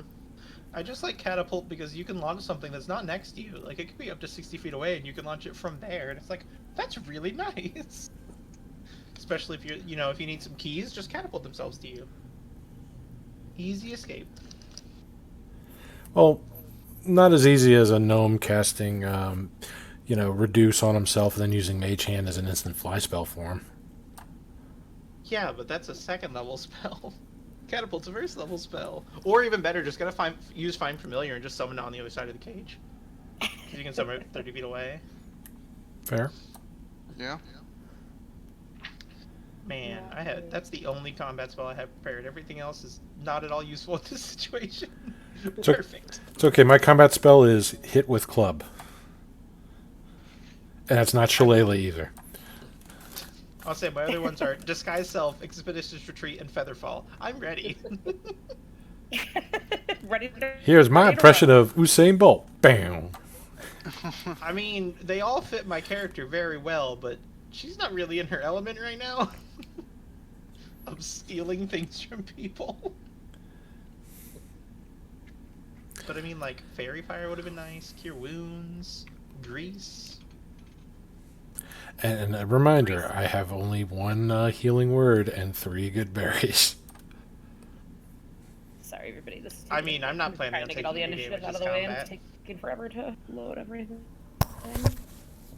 Right.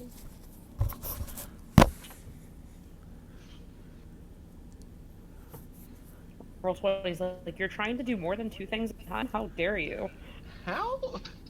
You monster! Why would you do this? 2 things at once? You think I could handle loading more than 1 thing at a time? Psh. Are there like, what is this? What is this? Is that well, is this just Give like a me pile one. of junk? I will let you know. Okay. What are we looking at here? At the very bottom of our sight line, this little pile of junk. Hang on, my map just decided to vanish on me. I have to wait for it to come back. It probably is a pile of junk. Yay, jump. Junk, So junk, that junk. if that is within your sight line, it looks like it is just a Yeah. hoard of various things. Some of these are crates, some of them are boxes, some of them look like they've already been opened and ravaged through. You see a lot of various, just like tools, things that you would expect to be heading on the road to Phandalin. There's a lot of miners' tools that have kind of been tossed, carelessly around. Obviously, they weren't too interested in those. No real weapons or anything of the sort. Sure. It looks like those have already kind of been taken alongside. There's some clothing that's been kind of sorted through and tossed. And amidst it all, there are a lot of larger bones also scattered within this pile. Not quite the squirrels and rabbits you've seen so far. This looks more like wolf and maybe some horses and a little bit bigger prey kind of scattered here too. Are there rocks and things scattered about the room, or is it fairly clean? It's fairly clean. Obviously, it's been lived in. This is kind of, you can tell from what you can see that it's a pretty lived in area. So it is cleared out, but it is occupied by goblins, a bugbear, and a wolf. So of the people who stay here, they are not particularly cleanly. There are a few mangy-looking bedrolls that look like they've probably been in this cave for a good year or 2 at least. And then again, there's just bones and kind of like bits of meat scattered here and there, kind of half-eaten food. Mostly around the fire, where it looks like they kind of sit to eat and gather from time to time. I got you. Just making plans in my head. Yeah, it looks like this is where Clark kind of keeps his the loot he wants to hold on to for himself, which is quite a bit. Share it among your people. It's where he keeps his Pokemon cards and his Play Goblin magazine. Give the goblins the means of production. I love how Usk just happened to roll the highest out of all of you two when we were planning. I mean, I would have waited. Well, for there's Usk meat anyway, meat but- everywhere.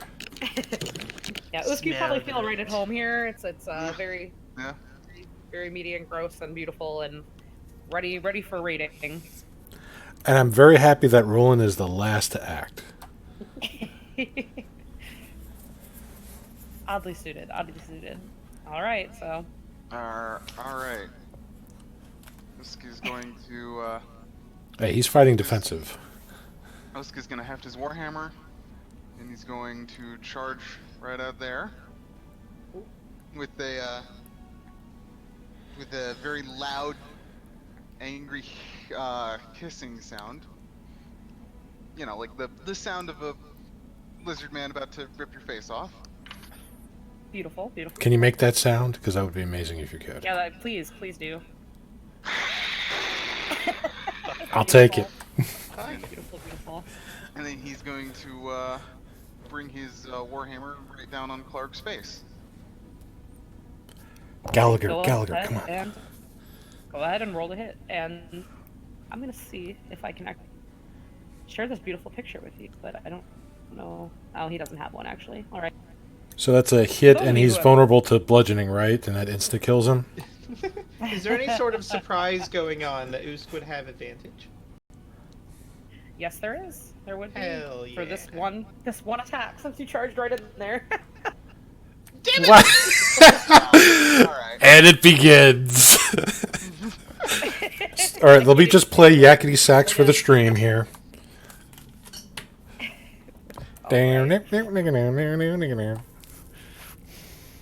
So you swing your warhammer, and nothing but air as it comes down. Kind of, just a little. You're not really sure why or what happened. Maybe you just got a little off in your trajectory on the way in. You staggered a little on the step. Just weren't quite ready, and you're faced with this hulking. He's wearing armor. He looks like he's well bled and prepared for battle at any. He looks down at you from the position he's risen to, standing, and kind of huffs just this deep, ugly laugh and goes, "Oh." And that's all he's gonna do. He just looks amused. The other two goblins Alright, and then with my bonus action, are laughing, I'm and gonna use then my, kind of draw their hungry- weapons. with my bonus action, I'm going to use my Hungry Jaws ability. Go so for I can it. make a bite attack. Just chomp at him. This is a 15 hit. No, it does not. So you kind of reel back, Ruh-roh. attempt to bite at him, and the bugbear literally reaches out these two giant paw-like hands and grasps your mouth with one and the other to stop the bite from actually landing, and kind of just gives you a little shove backward, like you are nothing to him. Alright then. Well, that's, Not an ideal start. that's going to be my turn. And Alright. that's gonna bring us to Nylia. All right. So I want to grab a good flaming log and chuck it so that it goes through like this without hitting Usk. Where are you doing this from? You're back on this rock, right? I'm casting catapult. And it has a 60-foot range. Okay. And this thing is being launched 90 feet in this direction. Okay. Will it be any significant or any at all more effective since the object I'm flinging is on fire? This is just a log you're trying to fling out of the fire. Yeah, one of the flaming logs out of the fire. I'll say it would. You'll get an extra fire damage, just like you would with the Nice. torch. Well, regardless, Usk is gonna need to make a dexterity save. Yeah. So this can make a dex save, and then I will do one for our wonderful Clark here too. I wonder if. Oh no, I want to launch it in a way that it doesn't hit Usk. Like, Oh, okay. yeah. So it's going through But I wonder if Clark thinks that April. Usk has psychic powers. I have been very specifically trying to figure out a good angle to do this. Yeah, so kind of like this. So it's like barely not hitting Usk, but will pass through my good Clark friend. No, that's totally fine. Not that it matters. Usk rolled a 24, so it would pass right by him regardless. Yeah, no, Usk would have no trouble ducking Yeah. out of the way either way. But I would have just been a 20. For some reason, Bless was checked. But Well, still, yeah. my DC is not that high. So, and if you roll enough, it just roll to passes hit right from by. that? I have never. It's I a have never had dexterity anybody save. use- It is a dexterity Let's see. save, and if it fails, it hits it. If they pass, it keeps going until it hits somebody Or something. Well, or something. it absolutely hits. Nice. Um, So So not expecting it. Not really expecting a log to fling out of his fire and angle him in the head. You just hear this as the log just knocks him right in the temple. nice. So Um, there's the bludgeoning damage. How much Alright. fire damage does Just it get? just one. If a torch does one, you can add one fire. That's fair. So it does a total of 14 damage. 13 from the log and 1 from the fire on the log. And that kills it, right? Right? I mean, I got another one of those. I'm ready. Totally. Just kunk. I don't think Roland can kick this thing in the head. I just like the idea of him laughing and then just kunk. I just want to make sure he's not weak to fire. Try to give you. Oh, all that the- would be nice. all the benefit you can, but Yeah, double that fire damage. Let's go. +1 damage. he's not weak to fire. Sorry. That's fair. I'm pretty happy with that damage roll, so yeah, I'm good. And then I'm just sitting in there in the shadows, like I just telekinesis at him. That's pretty much it. All right, so that will bring us to his wonderful little friend, who the minute Usk raced into this cave, his lovely little wolf buddy here immediately dropped lower, kind of onto all fours, just snarling rabid. Unlike the wolves you saw earlier in that cave, this one is particularly well fed. He's quite a bit larger as well than the wolves that you had seen out front. It doesn't look like he's a different species or anything like that, but it just looks like he's much better kept, much better trained, and likely has been involved in quite a few more battles than those that are standing guard at the mouth of the cave. The fur, however, is matted, mangy, kind of, has some blood caked around the mouth that nobody's ever bothered to Oh, wipe off. what a poor chunky boy. That will totally rip your throat out. I mean, might rip Usk's throat And out. he will actually circle this way. The conga line of death begins. Conga line of death begins. Oh yeah, how are we doing flanking? I don't remember what the decision was. No. As long Okay. as it doesn't degenerate into chest flanking, where all you're trying to do each battle is flanking, it will give you advantage. If it gets to the point Conga where line. it's like, Conga line. yeah, if it gets to the point where you're trying to flank more than you're trying to actually play, then I just won't do anything with it. So, Sure. all right, and he is going to. Once I get his character sheet up, he's gonna do some shit. I will be right back. And you do hear, before the wolf actually even moves, you just hear again this low laugh out of Clark, and he just goes, "Ripper, rip." And I don't like that name. I don't like that name.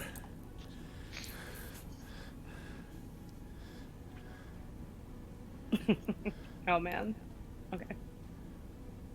And he's just gonna take a quick little bite attack. That would be a 10 to hit on Usk. That does not. It does not. I'm sorry, you cut out for me. It does not hit. Glances right off his scales. Okay, beautiful. So I believe he can do. And then unfortunately, these goblins. Oh no, they're not going yet. That was a lie. And let me just make sure that he doesn't have anything else.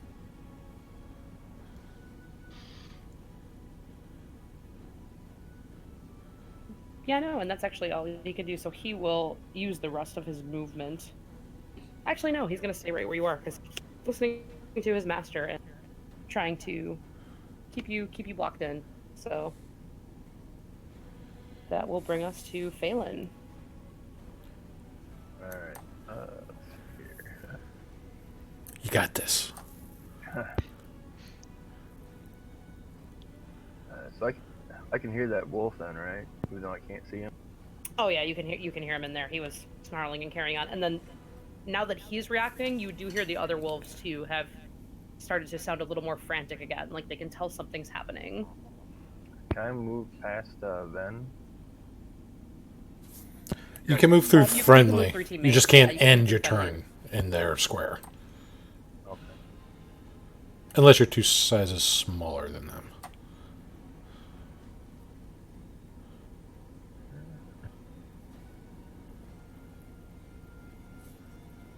And can I cast, what is it?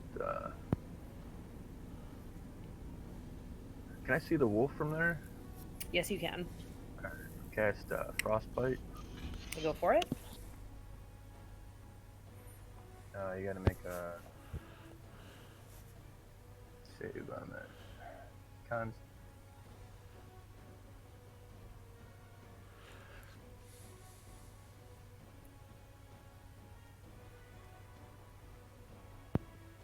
That is a 5.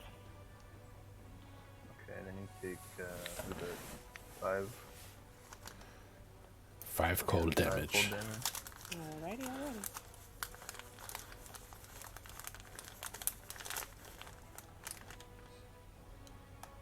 Does Yeah, like so you do hear the wolf yelp. It clearly impacts him, but he doesn't look like he's quite ready to back down just yet. So Can I back up then?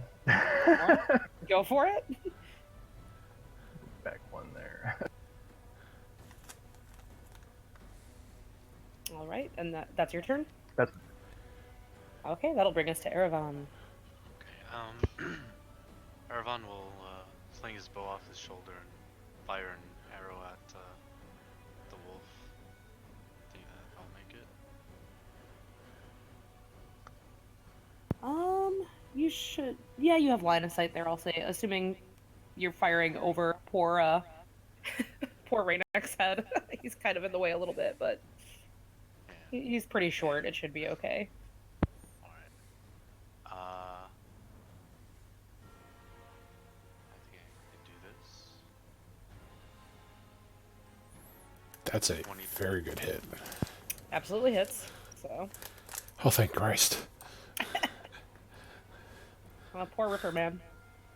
So Ripper, as that arrow sinks in and it kind of finds purchase, you can tell it's kind of sunk between a rib, and you do actually see him kind of stagger a little bit to the side, and already he's panting. He's looking a little like rough. Okay. That'll end my turn. All right, and it is our good friend Clark's turn now.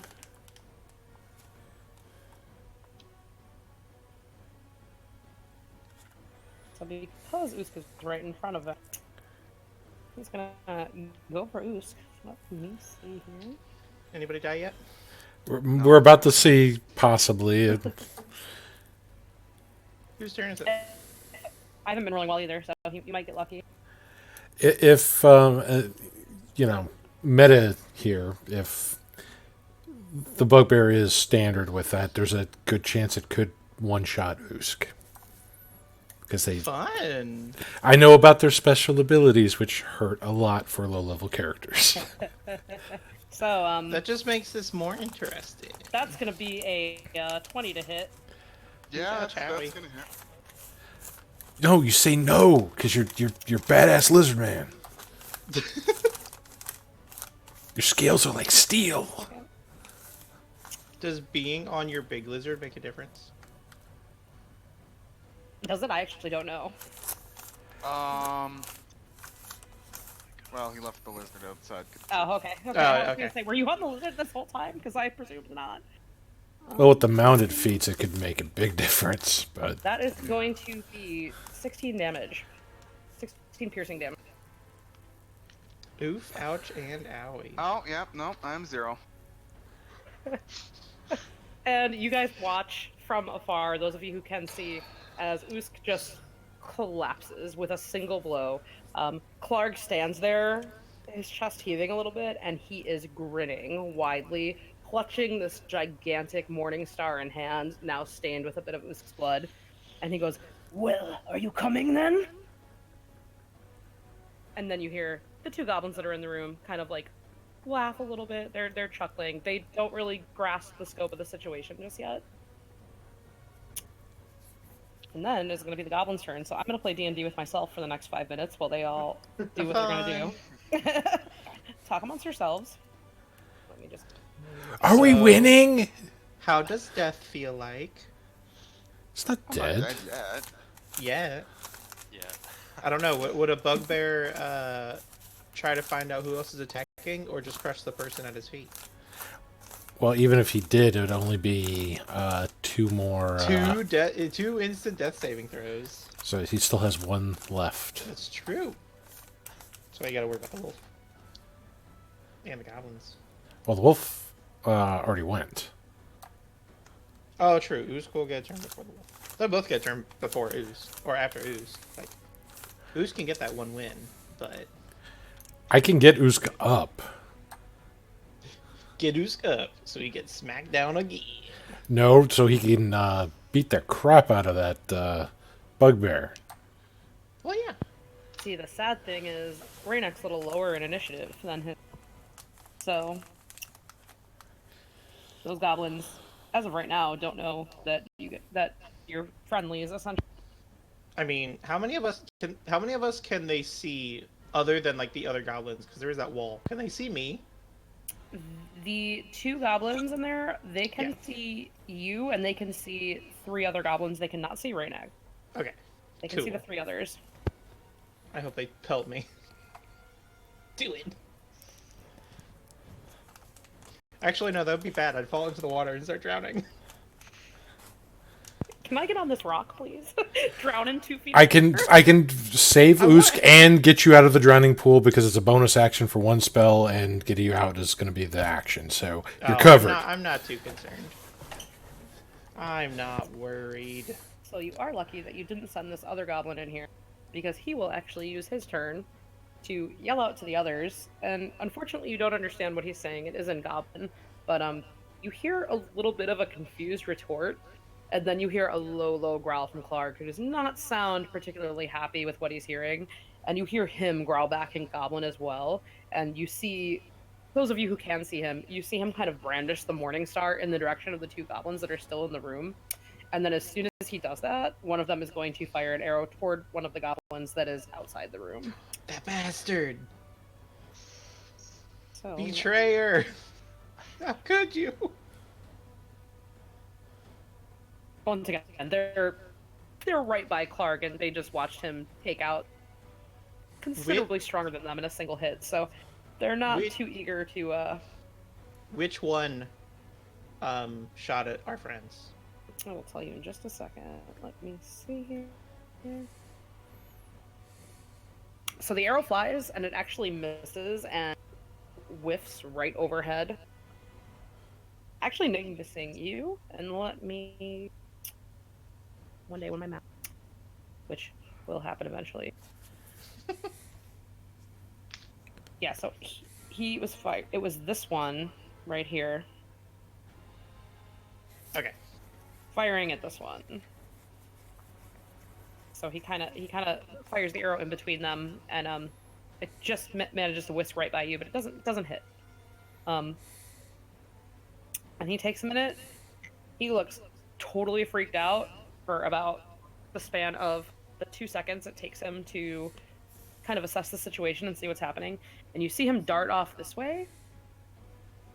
Let me see here if he manages to do this or not.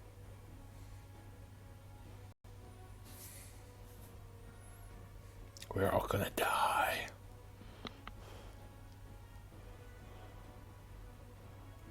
Yeah, none of you can quite see where he ends up, but you no longer see him. He is hit, so he's gone over here to hide.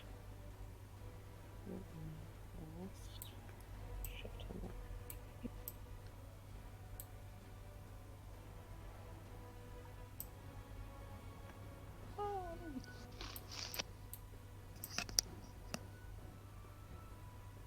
He disappeared for you guys, right? Yep. Okay, cool. See, look, I learned eventually. Cool. Baby steps. And this one who's just witnessed this happen is going to do the same exact thing because he looks equally terrified of Clark. So.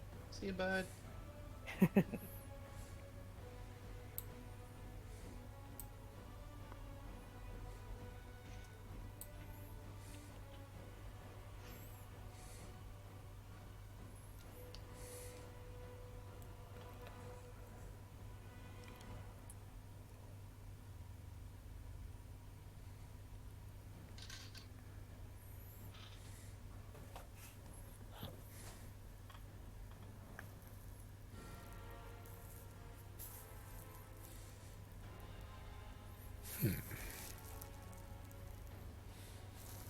And he actually does hit, and you just see this goblin.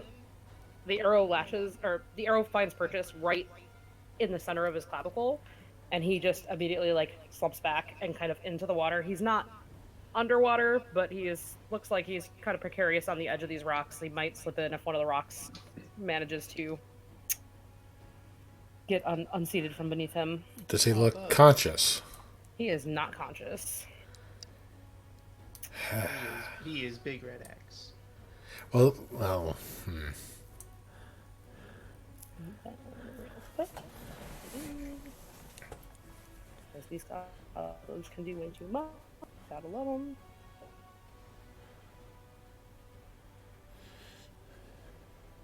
And you watch as that one, the one that had just shot, actually kind of darts this way. And they were my map loads once again.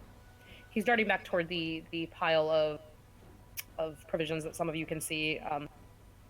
And he thinks he's pretty well hidden, but you can still pretty much see him if you are in range to see him.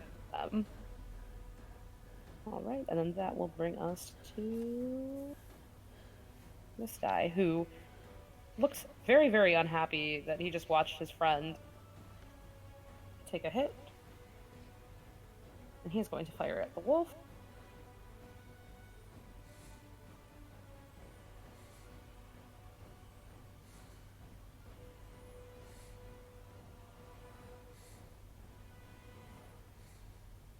And with another curt yelp that kind of echoes within the hall, the wolf actually falls limp and slumps over into just an unmoving pile. Another arrow sticking out from between his shoulder blades where he was hit to the back. Oh, poor baby. Yeah, that will totally rip your throat out, but okay. Rip your throat out, maybe. No, And my you character's do terrible. I'm hear terrible with animals. a little low snarl out of Clark, who, kind of wild-eyed, has just watched you take out what essentially amounts to his pet. Well, watch this goblin take out his pet, and he looks up, and the expression on his face is absolutely feral as he locks eyes on the goblin who shot the arrow, who immediately darts out of the way, and Run, bitch, run! yeah, that's exactly what he's trying here, and he does manage to hide. See you, bud. if he hid well, no, you don't. I'll see him later. He's After John the Cena. revolution. He's John Cena right now. I was going to rename him, but I'm not going to take the time to do that. And this one, who has still been holding on to these rations the whole time, kind of looks down between them in his hands, stuffs one in his mouth, and then steps this way to assess the situation that's going on inside. He ends up looking between the downed wolf, the goblin he can still clearly see trying to hide, who's kind of like sticking out from behind a crate and blatantly visible. You can see his bow and everything. And he locks eyes on Clark, and you can see his hand kind of shakes as he lifts his crossbow and he fires a shot at Clark. You got this, bud. Does he, though? Does he? Hey, a miss is better than no shot at all.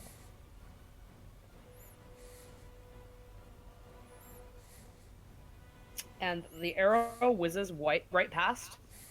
Clark just growls low and deep and terrifying in his throat. And the goblin immediately darts backward and kind of teeters at the edge of the water. He's kind of standing on the rocks that divide the two pools. You guys, we screwed up. We should have just brought Clark some tea for his throat, and this all would have been fine. Yeah, and he does not manage to hide. He doesn't do a great job of it. So Let me see. A bunch of flat water. Let me Hearing hide the right cast. here. Actually, I can't say anything. I'm just on top of a rock. These ones are being a little bit sneaky over here. Y'all don't need to know what they're up to. Hang on. Sneaky beans. Sneaky, sneaky.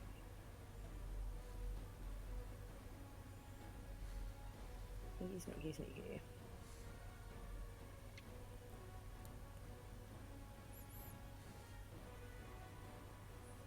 Alright, and I believe that is all of the goblins, unless I'm mistaken. And then Raynek himself will go. And he actually kind of occupies the space the former goblin was in, and right away just fires a shot at Clark. He knew what he was coming in here to do, so he's not got the same sort of hesitation that the other ones do.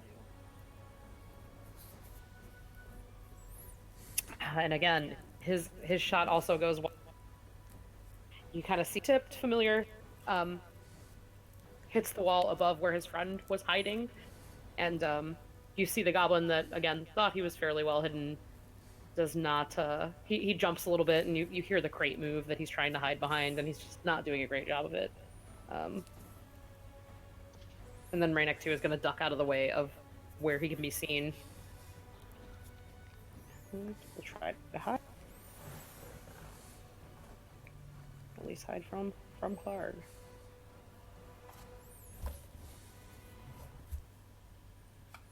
But as he's trying, he slips on a loose stone and kind of like falls flat on his ass for a minute, scrambles to get back up, and he's pretty sure Clark knows exactly where he is. These goblins are struggling so much. Revolution! And that will bring us to Ven. Alright. At long last. That is a really long round to have all to myself, sorry. Okay. Move right there. He's gonna cast Toll the Dead on Clark. That's a 13 wisdom save you have to make. Alright. Toll the Dead's such a good spell. If it works. I mean, it's still a cantrip, you know. Right. D12 damage, it's real nice. You said a wisdom save? Yes. Well, I can see it right there on Silly. That is a 15. Ah, okay. Well, Does anything happen if he succeeds? No, right? yeah, no, nothing happened. And then I'm just gonna move over here. Follow the goblins. Follow the goblins. They know it. And that's my turn. Okay, Roland. That's all you know. Oh boy. Well, first, let me take off this shield here because I'm no longer going to be defensive, and I'm going to use my action for something else. Alright, first I'm going to move over here, and I'm going to cast Healing Word on Usk.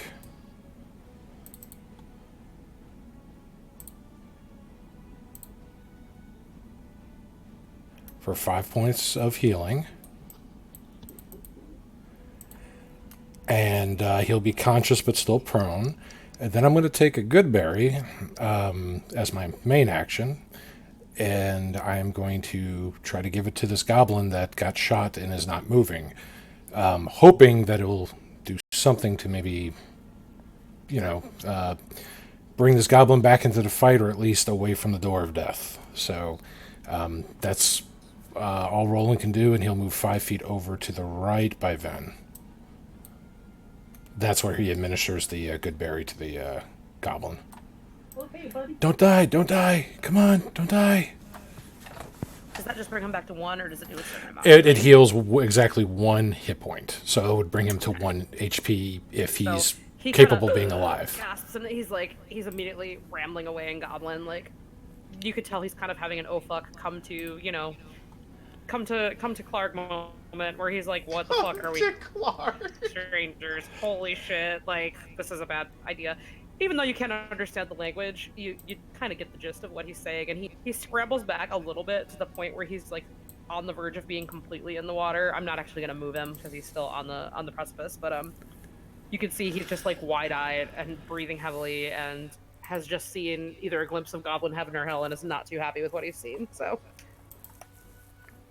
but he is back. He's awake.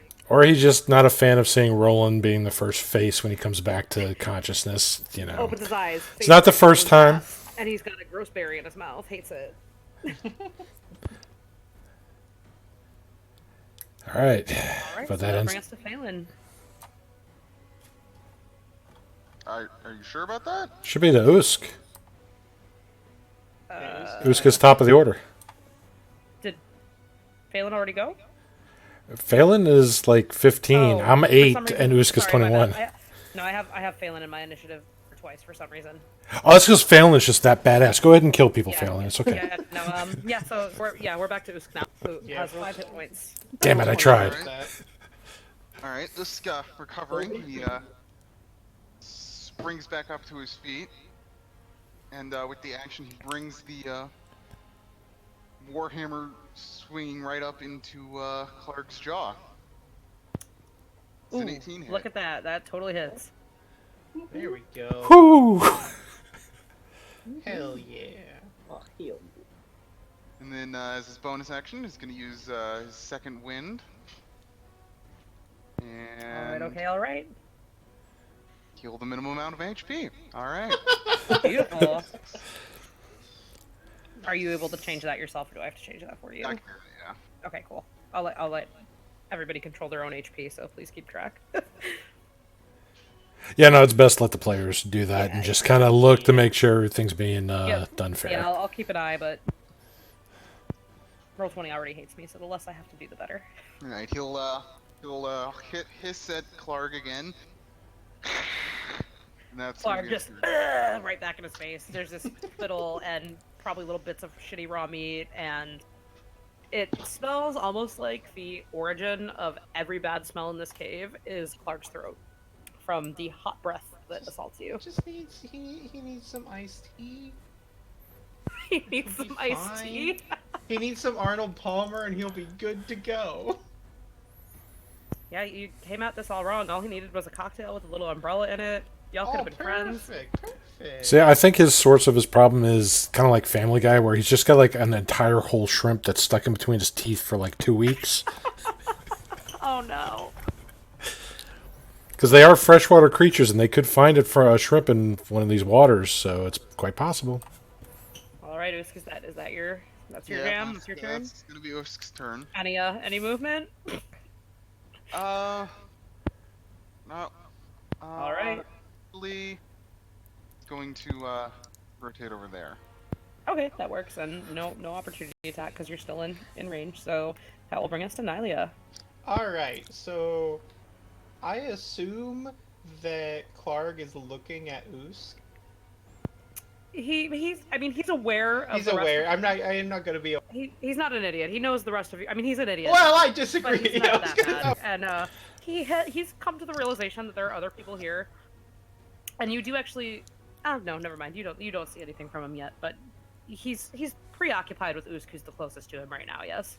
That's fair. He's got another flaming long launch pad. Yeet. Go for it. All right, I need deck save.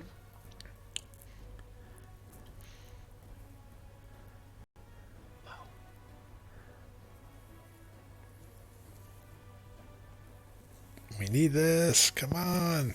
Someday hit load and do what I told. Oh, I just realized I was using that warhammer in two hands, so it should have been a D10. Oh well. You can. Well, The next time. yeah, just do it next time because it'll be. Yeah. Let's see. That is an 18. Ah, it just flies past him and hits all the stuff. Yay, don't we know just if it set catches- everything on fire. I don't know if it catches the stuff on fire, but it could. A few crates slowly start to smolder. You see a little Yeah. bit of smoke rising. It does do 3d8 damage to those crates as it passes through. The one it hits just like He had a first-gen Charizard foil in that crate.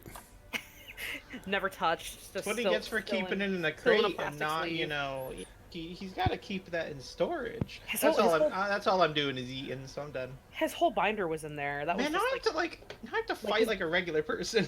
his blue eyes white dragon was in there. That was his Beyblades were in there. Just His Beyblades, no! you see the little Beyblade arena just like scatter into pieces off to the side. All right. Ripper is out, so I need to make a saving throw. 4.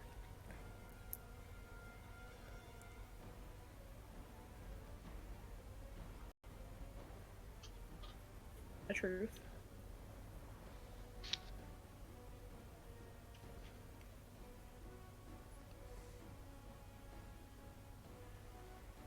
Oh, Ripper fails a saving throw. So that's 2 fails. 1, 2. Yep. Ripper fails a lot. Ripper Ripper? fails times 2. Ripper gonna die. Oh, not the puppy though. Ripper very well might die. Roland is quite happy with the progress of that wolf's recovery. Rollin'. All right, You savage. So Hey, now- he had a now- bad experience once. Now we have come to Phelan. Okay.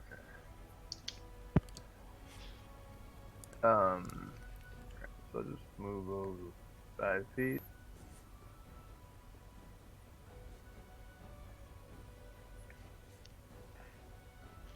Are cantrips unlimited? Correct. I just cast frostbite again on that wolf. You can. I mean, the wolf's not really that much of a threat, but okay, you can. Yeah, I'd focus on the bear that is the bug. The bear of bugginess. It's up to you. I mean, there was a natural 1, so you can take him out entirely, or you can go for Clark. Yeah, because the wolf didn't one-shot Usk. Oh, that's, yeah. No, but I didn't see that happen. All right. But yeah, I'll cast frostbite on Clark. Alrighty. What was a wisdom save? Dex, right? No, it's just No, Con. Con, Oh, it's in yeah. there. Yeah. It's all the saves. Yeah. All the saves all at once. Yeah, Constitution. That's probably his second biggest stat. Because he That looked is like a a- big boy. That is a 15. Ooh, yeah, he says. So he still takes 1d6, right? No. No, if he makes it, he's fine. Yeah, no, he's fine. Oh, okay. It's the problem with Got it. cantrip attacks. I'm just gonna scooch right here. Go for it. Alright. That will bring us to Can- Aragon. Can he see in the dark? Can Clark? Yeah. You have no idea. Hmm. I'm gonna move up here and fire my longbow at Clark. Pew pew. Pew pew. That does hit. Oh, thank you. Quiet relief. If he had an 18, that hurts. And as that arrow manages to sink in right into his neck, you see there's a moment where the growl kind of dies in his throat. There's a little bit of a gurgle. He wavers on his feet, and he falls to his knees and stays there, motionless. Whoop whoop. I will move back up here. Already there's a little bit of blood starting to roll down the front of his throat. It looks like he's not awake anymore. Hell yeah. I feel like we should have Roland deal the killing blow as a sort of initiation. I mean, the wolf that could happen, That but you could do it for the wolf too. Yeah, like no, not both. No, because the wolf's not a thinking, kind creature. He knows they're evil Satan spawns. I mean, I don't know wouldn't really if describe Clark as a kind creature either, but okay. for real. He could have just had a bad upbringing, guys. It's I mean, your sad backstory, your tragic backstory doesn't really excuse all the bad stuff you do in the present. Look, you know? evil's a choice. It's a bad choice, but it's a choice that sometimes is forced upon people. Doesn't mean he could be bad. Now that other creature though, that is a straight hell spawn. If it's forced upon on you, then We it's not a we can choice. we can discuss this when there aren't people that could Well, get well, back we're- up. While everybody is arguing over this, Let's keep I killing. I have Erevan, It's not action, Balin, Usk wouldn't and work. Usk make a perception check for me. Yep. Usk, please just kill this dude. just smack him, bite, 2 free crits, end him.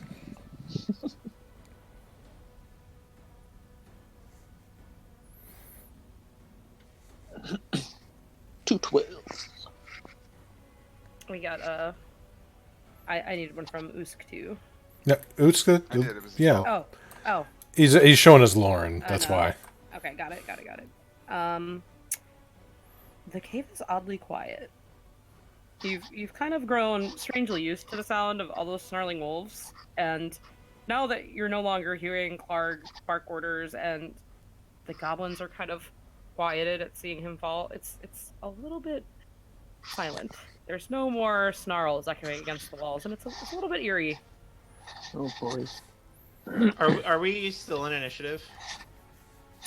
For the moment you are. There's 2 more goblins in there that have yet to be converted, as far as Okay, you okay. know. That did actively try to attack. So Okay.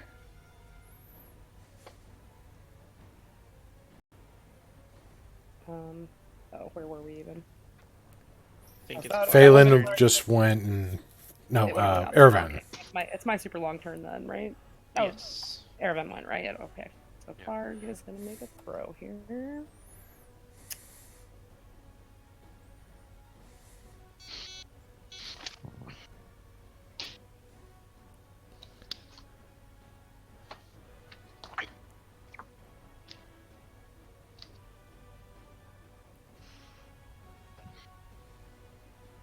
Aha! Well, Look at that. Having a bad day.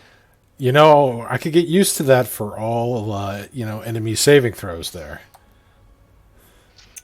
All right. Well, that was poor Clark's turn, who's bleeding out actively.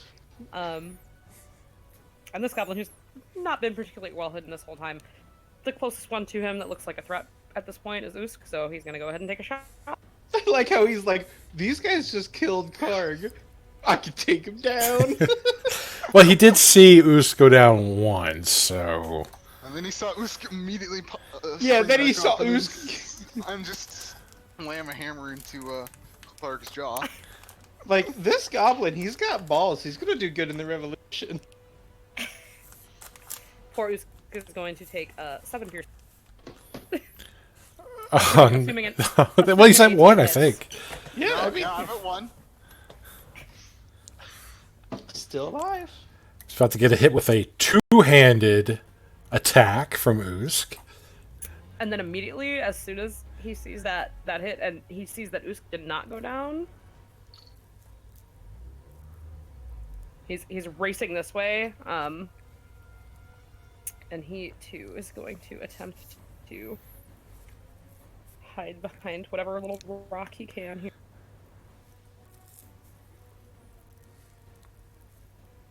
See if he manages. But the terror sinks in eventually, you know. Usk, what is your passive perception? 14.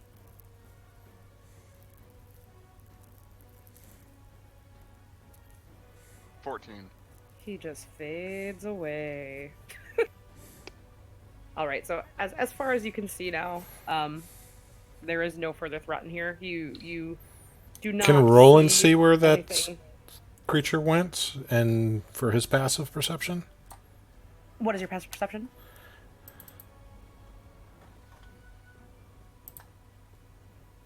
If you told me, I didn't hear it. Well, I was trying to confirm on my sheet, but Oh, no worries. my talking key puts me at the bottom of my My sheet. Yeah, no worries. My headset just cuts out a little bit from time to time. So I just 15. Nope. No idea. Faded away. These goblins are really good at hiding. And as far as you can tell, because there was another one, you don't hear anything from him. You don't have another attack coming your way, so he's either darted. You can see, well, Usk can see, and Roland You wouldn't quite be able to see it, but Oos can see that there is a little exit there that kind of leads downward. And that was where you formerly could hear the snarls of those 3 other wolves that are so oddly quiet now. But it looks like they may have darted away through that little crack in the stone. If the only exit available other than actually getting past you, so. But for now, you will not be an initiative anymore, unless you're gonna go continue to wail on Clark and the wolf. Well, I mean, do they get back up? They're unconscious. They both have. Well, in 6 seconds, they'll need to make another save. Yeah, So. I was gonna walk up and slit throats. You're welcome to. Just gonna take his warhammer and then just golf swing it into Clark's Okay, head. So that's an automatic crit. Yeah, if you're just going for it, they're toast. They are demolished with ease. Roland is relieved that he has something to kill. Yeah, Roland down. continues his no kill streak. Hey, he's going to do that to level 20. I'd like to see that. I wouldn't be amazed if he managed. He's gonna wild shape into like a dragon and never kill anything as a dragon. Everybody's so disappointed. Playing a pacifist could be a lot of fun. It would be very. I know. Interesting. That's what I'm hoping for, but I don't want to piss any of the players off. So, if it does get annoying, please let me know. I'll try to tweak his I think the party's personality. big enough where it's not going to crazily impact the damage you guys can do. So I don't think it would be too terrible. Yeah. I mean, it seems to be going okay so. As long as you're just doing nothing in as long as you're not just doing nothing in combat, I don't think. Yeah, once he can wild shape, he can kind of get into the front lines a bit more. But right now, he's trying not to die. Is that when nature takes over? Well, yeah, as he gets more wild shape, there's more of the darker sides start coming up a bit. So, I want to talk to Raynick. So as the quiet kind of claims the cave, Raynick is still there, wide-eyed, looking like he cannot believe the shit he has just beholden, and he's still next to that other guy who went down and got back up and hasn't quite fully recovered yet, and he goes, "Holy shit, you actually did it!" Yeah, honestly, it wasn't that hard. He went down like a sack of bricks. You want to go tell the rest of your friends that he's dead, I guess? You're probably going to have to prove it to them, or they're just going to try to kill you on sight. Is Judging there by anything, the others' reactions. Is there anything left of Clark's head? There is a smashed-in skull that has been beaten in with a warhammer. All right. I mean, he's there. He's got a thoroughly smashed-in head and a slit throat. So, I mean, I'm gonna go over to the corpse of the wolf and start skinning it. I thought you were just gonna jump down. the I'm bridge going is to. passable by a pony-sized centaur, but it's a rickety bridge. I guess I'm going It's to big enough. decapitate Clark. For skinning the wolf, I will have you make a nature check. For decapitating Clark, I will have you make a. I didn't hear that. To decapitate Clark, I need a medicine check. To Oh, skin I the don't want wolf. it to be clean. I just need to just smash Just through to- it. I would Just say to skinning see. would be more of a survival check. I'll accept that. That's fine. I brutalized Clark. Nature's more like identifying plants. Yeah, I yeah. am- I'll give you survival. I'm not good at medicine, but I brutalize him. You manage to wrench the head free without quite managing to like sever all the ligaments and everything. There's a lot of extra stuff just kind of Yeah, I'm just at like the bottom. I'm just going at it with my daggers. It's still pretty warm. It reeks even worse now. Now the scent of just old iron and rust intermingled with the former rot that's already permeated this entire cave.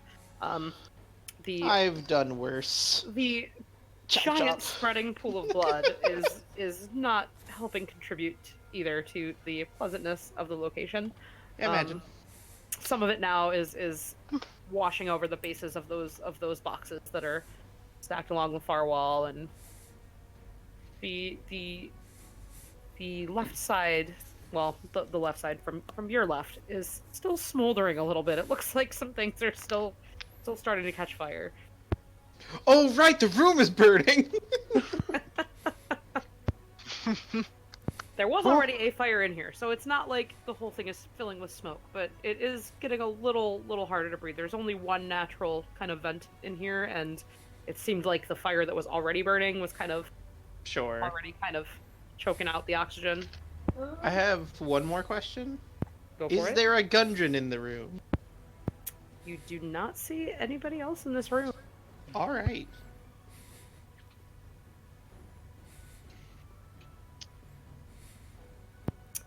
So, are you all heading into this room, or way? Roland's going by the bridge because that's where Rainick said the eating place was. Yeah, we gotta head that way next. But I wanted to get the head so we could just not fight goblins. Yeah, so you're carrying it's a pretty big head. Hey, Usk.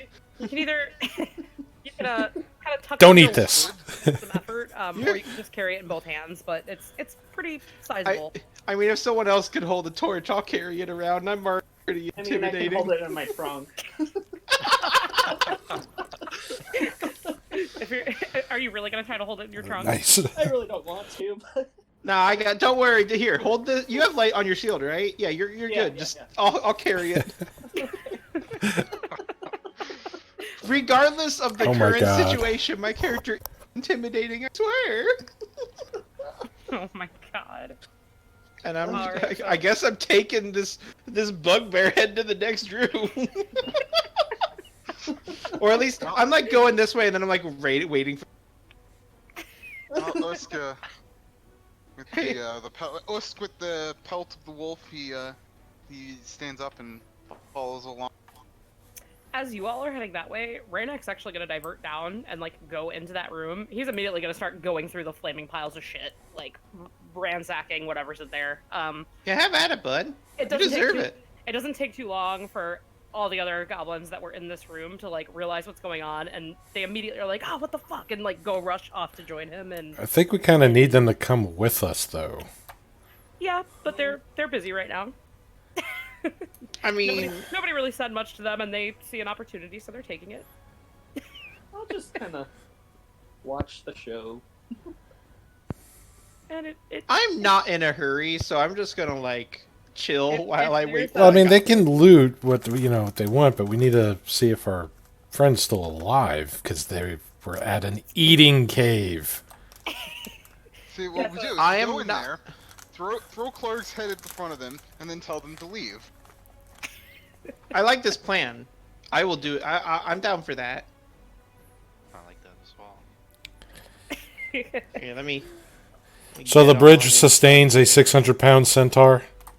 Oh The my bridge is- god! The bridge is wide enough for you to move across. He's a pony. Is it sturdy? But it is not sturdy. You saw it sway under a goblin's weight. Oh, that's true. You should not go first, Roland. Oh, I got to. I've already committed. What do I need to roll? Oh no! Um, Oh no! Roland, no! You should have just jumped over it. I'm gonna say because it's something you're trying just very carefully. I'm assuming you're being as careful as you can, getting over this, knowing what you know. Yep. Holding the torch and everything. Don't look down. Don't look down. Don't look down. For the moment, I'm gonna say make a stealth check for me. Stealth. Yep. Because you're trying to be very meticulous and careful in crossing. You know, light-footed. Yeah, you're trying to be as ginger as you can while you're. Okay. Oh, okay. You manage to very, very slowly and with a lot of creepy and Whoa! unfortunate Whoa! make your way across the bridge. It does groan a little bit under your weight. Some of the ropes that are holding it together, which Arms are out trying to balance. the same odd braided twine that you saw that trap earlier was made out of. It's not particularly well made, but they do manage to support your weight, oddly enough. Yeah, and his weight and then the height and all that's all in his sheet. So I had to get as Yep, accurate as and possible for his creature type. The bridge still stands, and Roland is now upon the other side. I'm gonna attempt to sneaky beaky my way over, I guess. Nobody else would really have to sneak unless you Oh, want to be. we could just we could. Everybody else is probably pretty okay. Does anyone else weigh 600 pounds? It's a 600-pounder uneven weight distribution. That Wait, actually, we have a giant lizard and a giant you do have elephant. a giant lizard and a giant elephant, so I'm gonna go before them. Yeah, just keep in mind, Roland is with his humanoid torso and the equine body. He is about 6'6" in height and 600 pounds. Okay. Hey, Roland. Ah! Sees the head. did you really just scream out loud like that in character? Yes. All right. You snuck up on him with a severed head. I did not sneak. we established this the whole conversation. Can I get in front of you so I can throw a severed head into the room instead of this scared? You could go right past him as he's like cowering on the wall, like getting as far away from the severed head of the creature. Y'all just myrtleated in there. Hopefully, your scream will be effective in fearing them and not the other way around. Usk, how much does Usk weigh? Give or take. I don't think lizardmen are too heavier than most It's normal pretty people. standard, right? Yeah. All right, and same Standard for humanoid creature. Ven. Ven, are you any? I think I'm around like 300-ish. I'll have you just make another stealth check for me. Just are you going next? Yeah. I will say if you're over 300 pounds, make a stealth check to cross. If you are not, then you're probably okay. Oh boy, here we go. Yeah. See ya. Bye, friends. So, as Ven, having seen Roland cross with relative ease, even it was a very, very careful process. As you get about halfway across the bridge, you hear again kind of that odd creaking of rope being pushed to its limit, and then you hear a snap, and then one other snap, and I need you to make a dex save for me, real quick. That's so better.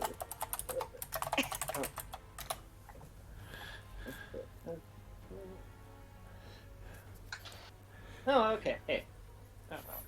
You manage to, by the hair of your tusks, dive the rest of the way across. It's not a hugely wide spanning bridge. You do manage to get onto, assuming Uska's not completely blocking the way, I'm assuming would have moved inward. Yeah, so you will manage to get across, but the bridge now hangs broken between the ledge and where Phelan still waits on the other side. Hey, Phelan, you can just climb that, right? If you do hop down, I mean, it is still hanging. It's kind of split in the middle, the rope cracked, so each side kind of has the... I'll throw down my rope. So are you going to try to climb? Yeah. All right. So you can go ahead and make, I will say, an athletics check for me. We'll do athletics.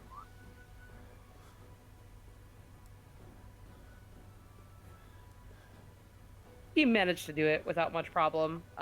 It's a little bit slow going. And once again, especially after Roland's scream, which echoed quite loudly through the cave as far as you could hear it, it is almost deadly silent in this cave, save for the quiet rush of water from the river itself that still echoes on the cave walls. But you hear no other signs of life, even aside from the goblins that are still in Clark's lair, kind of actively looting.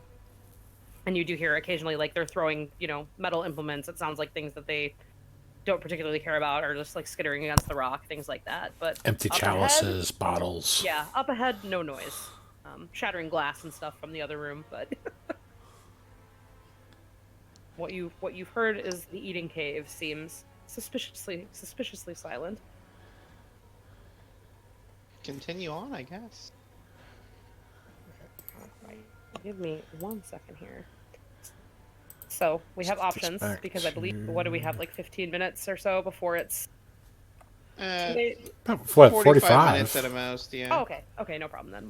We can press on. It's not a hard value, but 11 p.m. Yeah, my time just is pretty late, I don't and I want get to. 6. I don't want to get into anything that's going to take like an hour. You know. Sure, Um. I get that.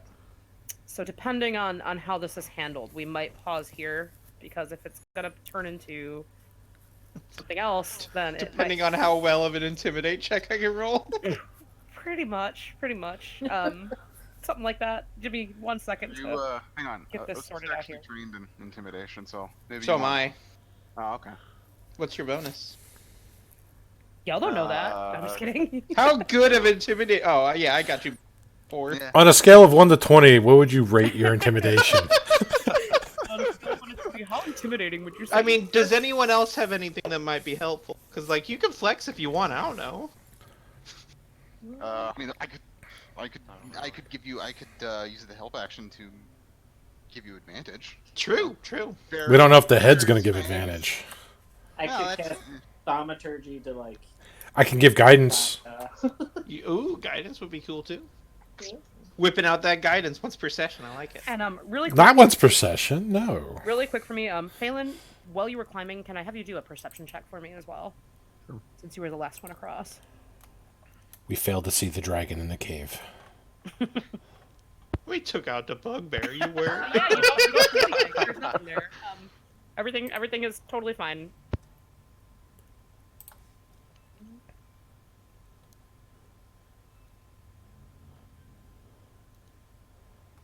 All right, is there a particular marching order here? Are we sitting front? You want to hang out with me, Usk? Sure. Would be the intimidation squad.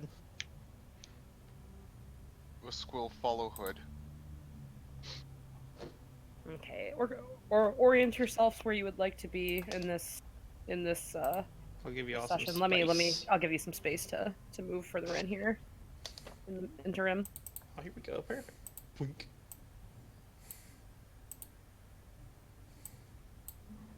I'm just setting a little bit of stuff up. Trying to stay close enough where my torch lights the way because Nyla does I not can't have. see. Yeah.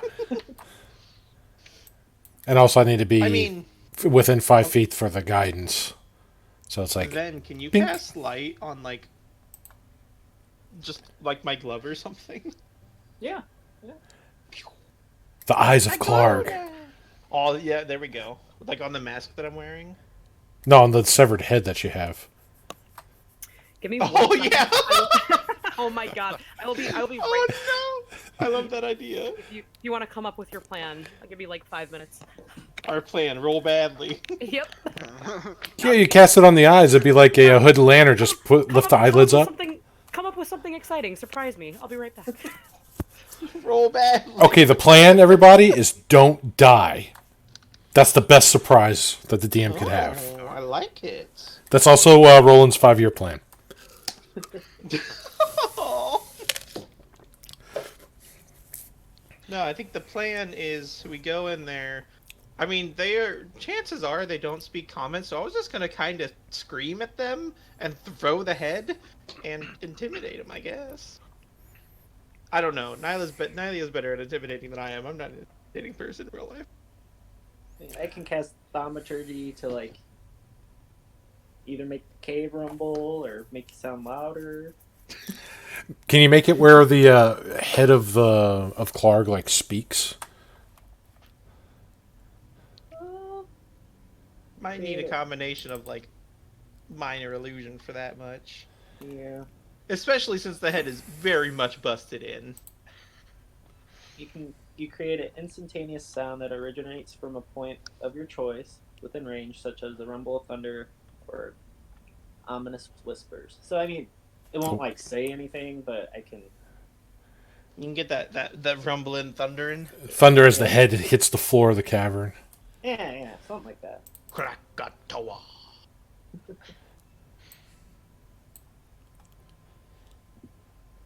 Rolling. Now, what I need you to do is when this happens, since you're prepared for it, you know what's going on, don't scream. Okay. Okay, don't scream.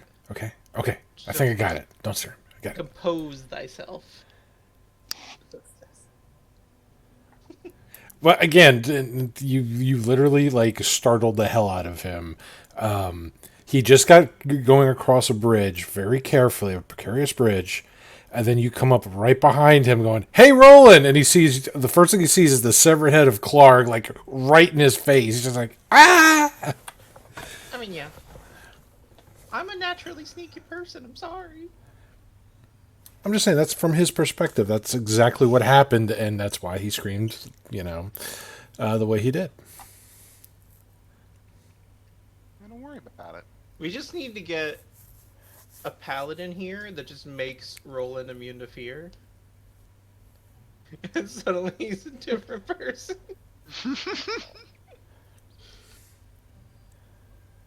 Well, it's a different kind of fear effect. I mean, it's still fear. Well, I mean, he could still be scared and still actually advance towards an enemy. It's just he's, afraid of his life. The actual fear effect in game, he can't do that. He's pretty much has to, run away or has disadvantage, and That's no fun if you play a paladin who's immune to fear but is scared of things. You're immune to fear. Actually, no, that could be a very fun character, like a bumbling thief. That's fair. Or the lawful stupid gnomish paladin that tries to be Dudley Do-Right. Or Don Quixote, or both. To be a gnomish paladin. I've made a gnomish paladin before. His name was Honor, and he basically thought everything was for glory and honor. And he would stop at nothing when he faced what he thought was evil, like Don Quixote. He would go to an orcish village, and all the enemy orcs he'd slay, but then he didn't stop there. He also went for like the women, the children, the orphanage, because he couldn't discern. Yeah, it was great. Nice. And yes. Go ahead. Oh, no. I was just going to say, he was, intelligence was his dump stat. And for a gnome, that's frightening. That's pretty normal in 5e for intelligence. You dump. But for a gnome, that's scary. That's also Usk's dump stat. Mine too. Honestly, if you're not an artificer or wizard, I expect it to be your dump stat, because pretty much mechanically it's pretty much worthless. I've had a few campaigns where when you made your character, you got a number of extra skill proficiencies based on your int modifier, and that seems to help people not completely dumping it every time. And then you have wizards that are just like, I am this. But Usk's actually still actually rather smart for a lizard man. He's got no. The normal intelligence for lizard folk is 7. His is 8. Nice. So he's like the Albert Einstein of lizardmen. That's what you're saying. Wait, do I have to be the smart person of the group? Because I got a 16. Seems like it. Oh no. Well, I mean, you could be book smart. Are you street smart? Do you have the wisdom? I mean, I have the charisma for street smarts. I just don't have. I'm just not. Are you an absent-minded professor? A little bit. I do not have wisdom. I make a lot of I make a lot of mistakes and bad decisions. Wisdom. Yeah, I think we all made bad decisions. That's why we're in a goblin cave right now. I'll say I'm intelligent and I can make good plans, but usually I'll make a good plan and then. Hopefully this plan works out for everybody. All right, we're good to go. All right. Before we do anything else, I need everybody to make a perception check. Oh no. I didn't know you can roll 6 nat 1s. Remember, I'm not supposed to have advantage. Not that it matters. But I guess I used the guidance on that. Yeah, well, oh god. You cast guidance on me. I did. I do like how we keep getting advantage and just rolling doubles. All right, so all right, Roland, Usk, and Nylia, and Ervin. That was just a double roll, or did you have guidance? It's gonna be the 7. I accidentally double clicked. Okay, no problem. Yeah, guidance just gives a D4 on top of the result. I just wanted to make sure I didn't miss anything happening. Ooh, all right, that guidance feels good. So as you are we who's walking in first, Nylia? Yes. Nyla, then Roland, then Usk, and I think Ven, then Ervan. Well, that's convenient because Nylia, Roland, and Usk, I believe, are the only ones who will see this happening.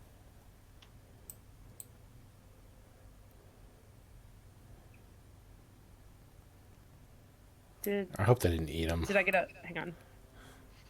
Oh, never mind. Yeah. So you three actually will be the only ones who do see any of this. So let me get this going here. So where exactly are you heading in here? Kind of position yourselves accordingly.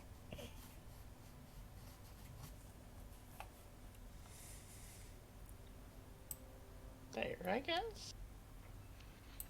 Peeking right in there. All right, so as you head in, this particular little nook is quite as stinky and disgusting as Clark's lair was.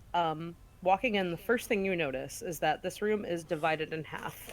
This right here is about a 10-foot high kind of outcropping of rock where, if it will let me show you, please, maybe someday.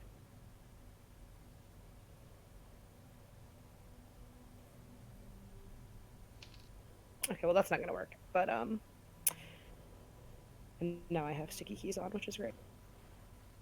Oh, it's the best. So between in the room, you can kind of the middle of the room here, not letting signal it to everybody. But so standing on that ledge is the familiar face of Sildar Hallwinter, who you all recognize as one of the two who hired you, the human of the two. He stands a pretty admirable height. He looks like he's about 6 feet tall, and he's fairly buff. He's fairly well battled, and as of right now, he is not wearing any of the you were familiar with seeing him in. He actually, generally, when you saw him, he looked pretty well off, and he had this lovely, more ceremonial-looking armor than anything else. It didn't seem quite as functional as if most of his days battling were behind him. Anyone who is familiar with the city of Waterdeep would have known the kind of sigils emblazoned on his armor to represent the Lord's Alliance, which is a group of political powers that kind of look out for the security and prosperity of the realm as a whole. They're known to travel, and they kind of have little stations everywhere, but they're centralized kind of in Waterdeep. And you know, he's looking fairly rough at the moment. He is bound. You do see there is a little tiny stream of blood running from the corner of his mouth, and he actually looks as if he's been here for at least a few days. You know, they departed maybe 2 days earlier than you, so it looks like it's been quite a while since he actually got brought into this cave. He's got kind of one eye blackened and swollen shut, and his hair is just kind of, you know, short. It's short cropped, it's neatly kept, but right now it's matted and kind of sticking up on one side with a sticky substance that looks suspiciously like blood. And he is currently seated right at this ledge that kind of leads down to where 3 familiar, hungry-looking wolves await. Anybody who's already stepped into the cavern can already see them, and they are kind of looking up. None of them are making a single sound, but they are all crouched and ready, looking like this is something they've experienced before, where perhaps, you know, they get something shoved down this little cliff to them, and the people above watch the show. Behind Sildar is one goblin who's a little tiny bit bigger than the rest. He looks a little more well-fed. Again, he has his teeth sharpened into those same gnashing just fangs that all the other goblins you've seen have so far, and he looks quite angry. Beside him, there's one other goblin, also slightly more well-fed, but not quite as imposing as any goblin is.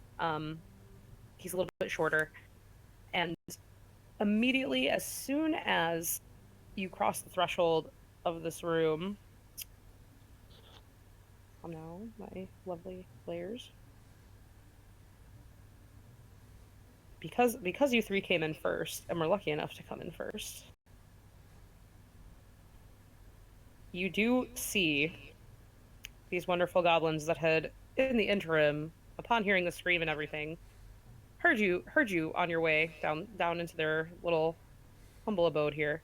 And you do see them, and while they are well hidden, most of you rolled high enough that you immediately recognize there are 4 other goblins kind of hidden amidst the scraps and similar crates that you had seen in Clark's lair. Some of these ones are emblazoned with just this blue lion's head that looks like it's the stamp that might signify belonging to a certain shop. Some of it's actually familiar to you because some of the crates that were on your wagon bore the same insignia.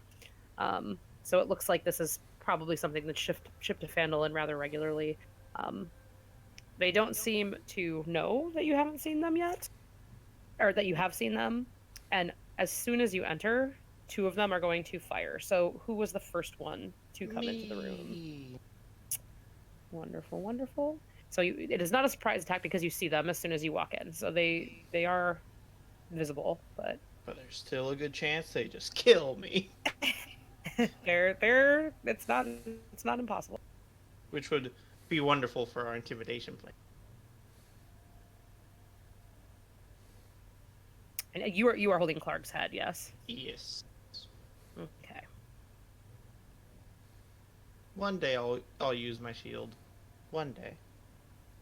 If I can get this to roll, please. Maybe sometime this second.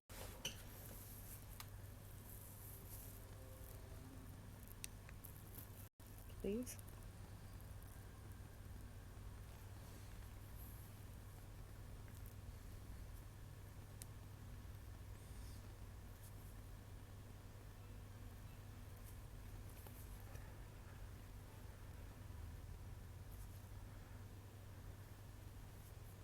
There's a lot of rolls all at once. It's all right. So we have. I have a 13. 13 does not hit. All right, so that was 2 13s. That was 120, thankfully not a natural 20. And a 22. So 2 hit, I'm assuming. Yes. That is 12 piercing damage off the bat. Yeah, I'm unconscious. So as you kind of slip back, Clark's head still clutched. Are you holding it in both hands? I didn't have it. I had no other choice.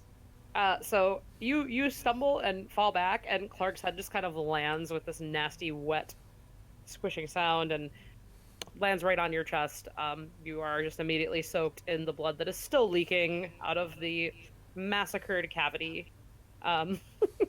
It is not a pretty sight, and I mean, I was soaked in blood anyway from trying to remove the head, so it's fine. It's fine. Roland and Os, you immediately see this happen. The rest of you, if you're still a little further back, you might see toward the mouth. You see where Nylia kind of collapses back, but you're not sure what exactly transpired inside. As the arrows fly, the wolves do begin to snarl and growl a little bit, and then the goblin that is standing directly behind Sildar, who is so out of it he doesn't seem to have even noticed your presence entering the room. He looks at you and he kind of growls under his breath, and he's like, "If you come one step closer, I will kill him." And he's got just this raspy, ugly voice that it's similar to Raynek. They all kind of have the same sort of dialect, but this goblin sounds quite a bit older. And as of right now, he is primed to shove Sildar over the edge of this small outcropping. Looks like it might just be enough to do him in at this point. So Roland will a lot of things going through Roland's mind right here. What just happened. The fact that there's wolves there, the torch that he has is visibly shaking. You can see he's quite a bit of fear there, just mainly from the wolves, less from the goblins. But listening to the goblins demand one step closer, Roland's like, "All right, I have helped your kind, but I will respect your demands, and I will grab Nala's body and give a good berry and drag it back away." So, complying with what the goblin said, But still allowing Usk to do what needs to be done. I can drag it about 15 feet, but I'm just trying to pull it behind Usk. Yeah, that's no problem. You can manage that. So, Usk's body- gonna pick up Clark's head, and he's gonna Backup plan. Nyla will be at 1 gonna- HP. Yeah, I and got he's you. gonna toss it into the room. Okay. Ugly is dead. You should flee. He said you should flee. Yes. And this goblin regards Clark's head on the moment for a moment there on the ground before him, just seeping blood and awful into the stone, and he looks up at you like he's a little surprised that, I mean, as far as he knows, it's just you three that he's witnessed. So he looks a little surprised that you're the ones who managed to do this in any way. And he looks between you and he just goes, "How did you get in?" Usk is strong warrior. Bad meat flees. Should flee. Lots of bad meat here. We can take care of the problem. I will shout the goblin's name, the Ryrak. Ryrak, let us here to take care of Clark. We've healed and fed your brethren. The one who has been opposing you has been taken care of. You can see there's kind of a slow realization dawning on this goblin's face. The rest of them are still holding their bows up, ready to attack, and all of the wolves begin to creep a little bit closer, impatient that their meal, seemingly that they're being teased with, is not yet being fed to them. Hang on. While they're creeping closer, they will creep closer when I have a minute to move them. That actually works.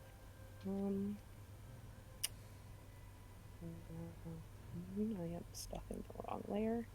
And you kind of, as this goblin that's a little bigger, a little older than the rest of them, is looking at the dismembered head before him, and you see a slow smile kind of spread across these scraggly fangs, and it's definitely not a smile you want to see even in your worst nightmares. It's a little bit bone chilling, to be honest. The teeth are just yellowed with age, and some of them have worn down with decay over the years, but it looks like he's continued to add these odd sort of like bits and baubles forged out of God knows what. There's a little bit of gold on one. There's some bits stuck in between teeth that look like wood, but somehow it just makes it all the more disgusting and fearsome at the same time. And you can tell that he pulls maybe a little bit more rank here than some of the other goblins, who he immediately looks between and starts kind of barking orders. You see them all kind of one by one. They come out of their hiding spots to kind of, oh, well, that's not what I wanted to do. Don't worry, that's not happening yet. Kind of rally around and form a little bit of a goblin chain, I'll say, in front of these two. And he goes, "So you've come for your friend then?" Yes, that was He's part of still the the only one. arrangement with Ryrak, that we help you get rid of Clark, we get our friend, and we leave with the goblins a bit, your kind, more full with some of the... And I pull out a ration and just kind of toss it in there with these. Are you tossing it to him, or are you just tossing it into the room? Well, I don't want to go any closer and break the deal and cause risk to him, so I'm just tossing it past Usk to the closest goblin, so just about 10 feet. Okay, and the closest goblin will make an attempt to catch it at the very least. Let's see if he does, just for. Yeah, I'm not throwing it at his head. I'm trying to keep it low to the ground, and Just a nice little toss, yeah. I'm just curious to see if it smacks him in the face or not. Yeah, I don't want to have like a chain reaction. He gets hit in the head, snaps his neck, and he falls back. Another goblin snaps its neck, and then all of a sudden, initiative. And this particular goblin that you kind of aim the ration. Now the goblins in here, they still are a bit scraggly. They're still not quite well-fed looking, but they do look a little more fit, perhaps, than Raynek and the others you've seen do. You get the impression that these are more their warriors a little bit. Probably these are the ones who venture out and generally stage those kind of attacks. Um, make I'm gonna have Uska's the one that's still kind of in the mouth of the cave, right? Yes. Make one more perception check for me really quick. Well, actually, you rolled really high. You rolled like a 23, right? Yeah.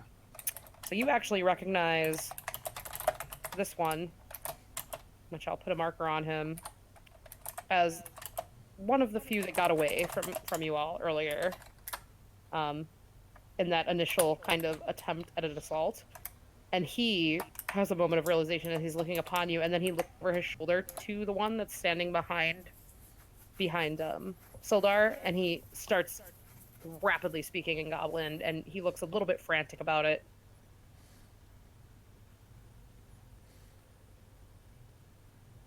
As they continue to speak, you see that same smile just continues to spread a little bit on the seemingly the leader's face, and he looks back up to you all, and he's like, "And what else can you offer?"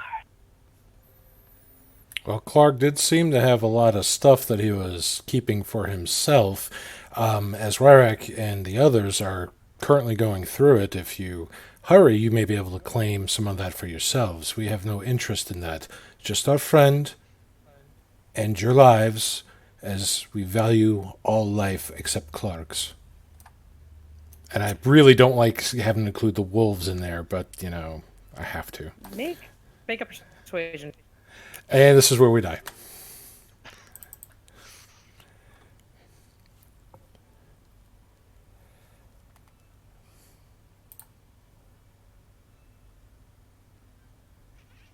He does not look overly convinced.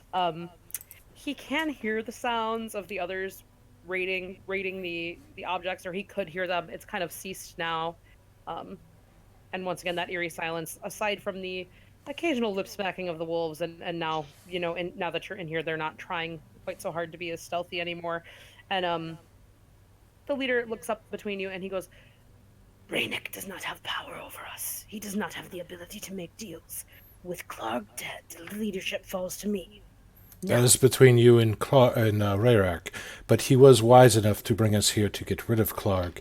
And when your kind had fell between the battle between us and Clark, we did help them as we helped your kind this entire way. We offer food, we offer our aid in exchange for our friend, and you can keep whatever Clark has taken, except that man. If need be, Usk can remove you like he did Clark. Do not be silly. Do not be stupid. And Usk, you can go ahead and make an intimidation check with advantage if you have the. Yeah. Yeah, go ahead and make a check with advantage for intimidation. 20. Ooh, look at that.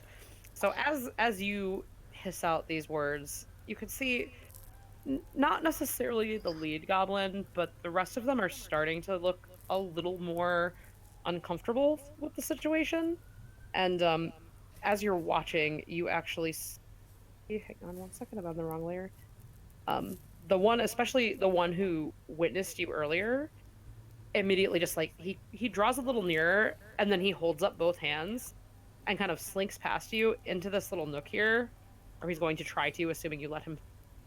Yeah, no, Usk's not gonna stop him. He's if palms he's out, just palms out. trying to leave. Yeah. He's trying to look as non-threatening as he can, and as soon as he starts heading that way, you hear just like a little scuffle, and you hear some quick muffled goblin, speaking, and really quick. Let me just get these guys involved here.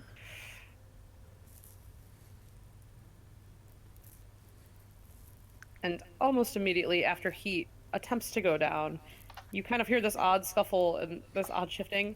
He comes right back out because the passage here is almost completely chock full of just all the goblins that were fighting alongside you earlier. Now, as they kind of shove him back out into the main room, and they're continuing to speak in this just disgusting guttural language that you've kind of almost grown used to hearing it for the few hours.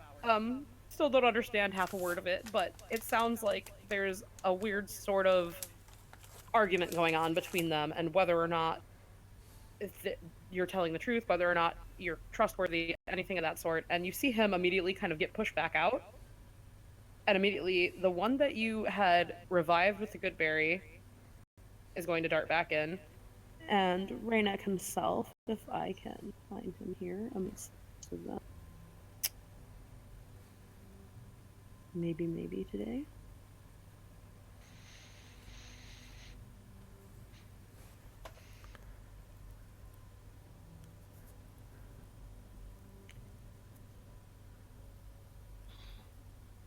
Maybe not. Oh, there he is. Fair enough.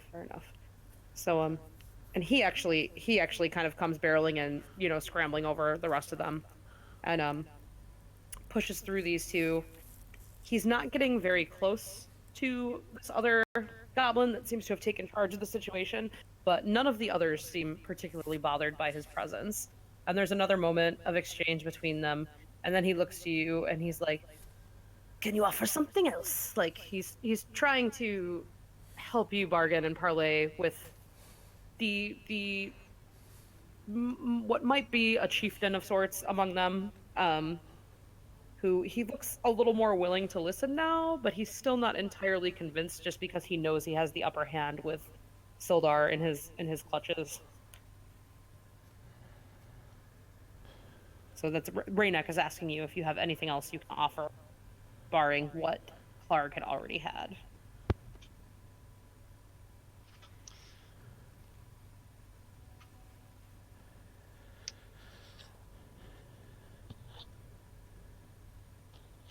And then this guy too, once the way is clear, he's gonna dart right back. I mean, I can give him the rest of the rations that I have. I think it's like 3 at this point.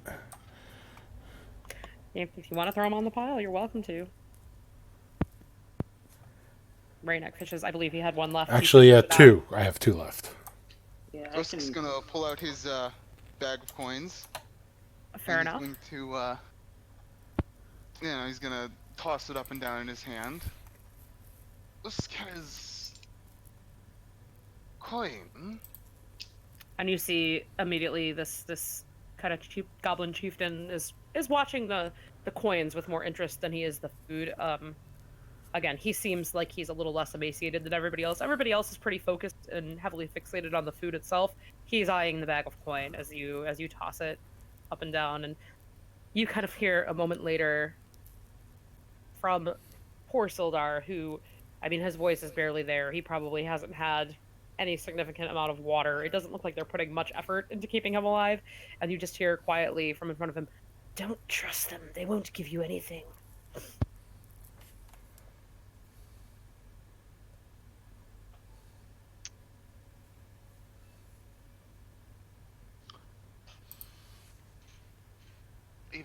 If large one wants coin, he let shiny one go.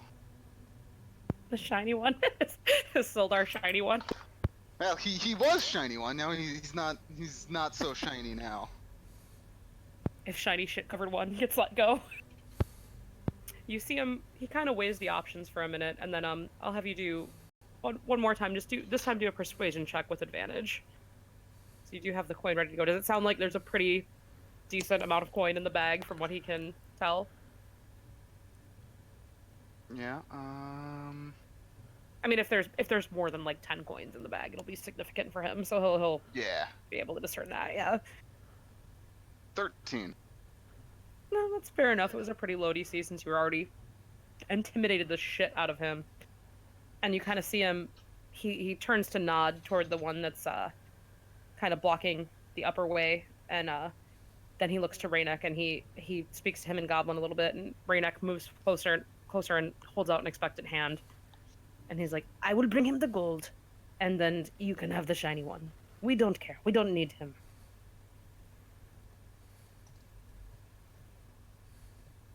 Osk will give Rennick the gold.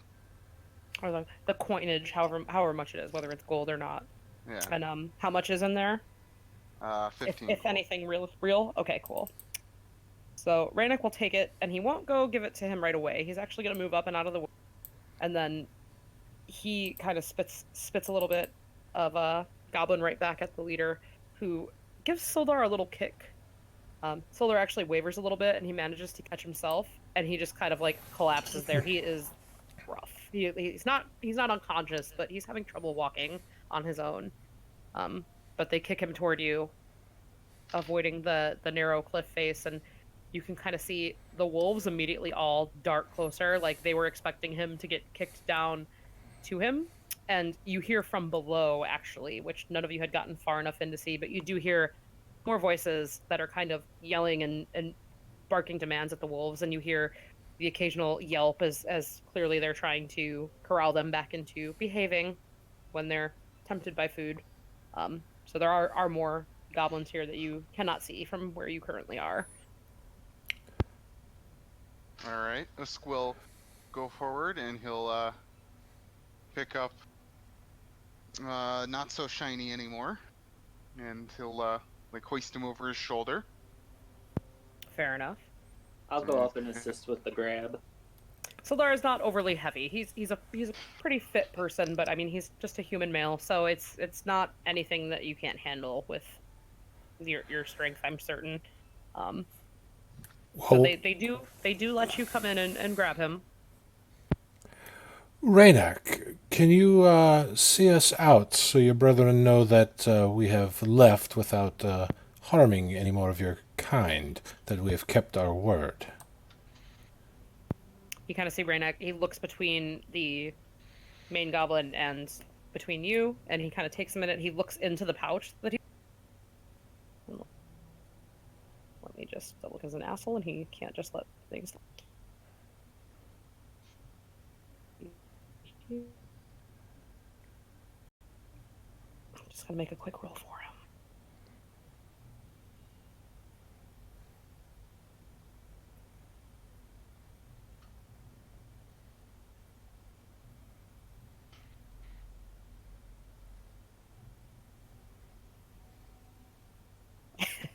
And Raynak kind of looks into the pouch, and he takes a long minute looking in, and then he closes it and tosses it to the other goblin, who kind of gives him a nod, and he starts following you out.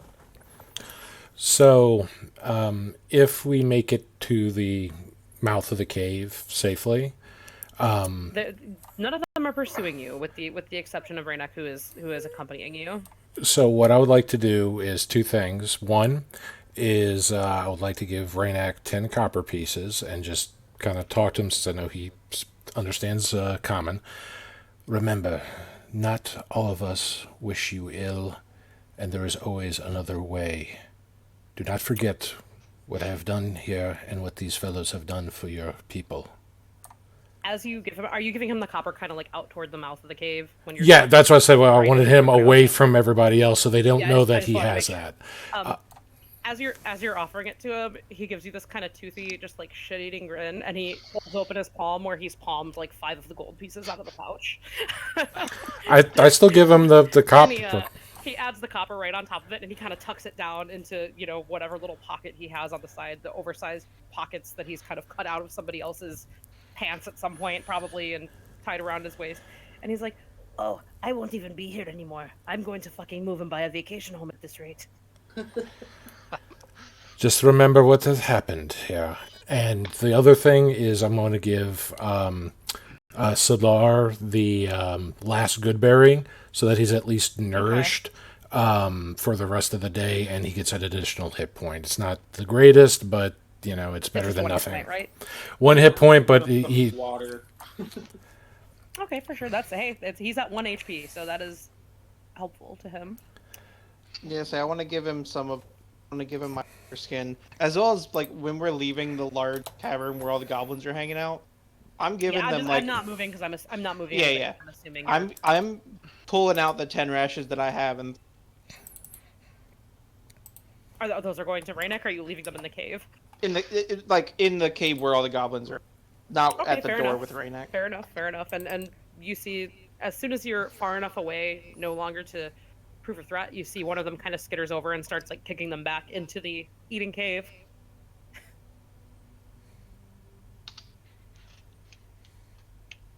And then I know Roland had been talking to Raynek, and like he said, he's I don't need to be here anymore. Fucking Yimik is going to take over, and it's going to be bad. I'll just leave. This is more than enough money.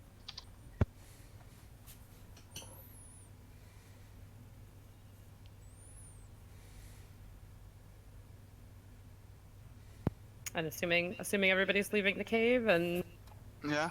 A squill.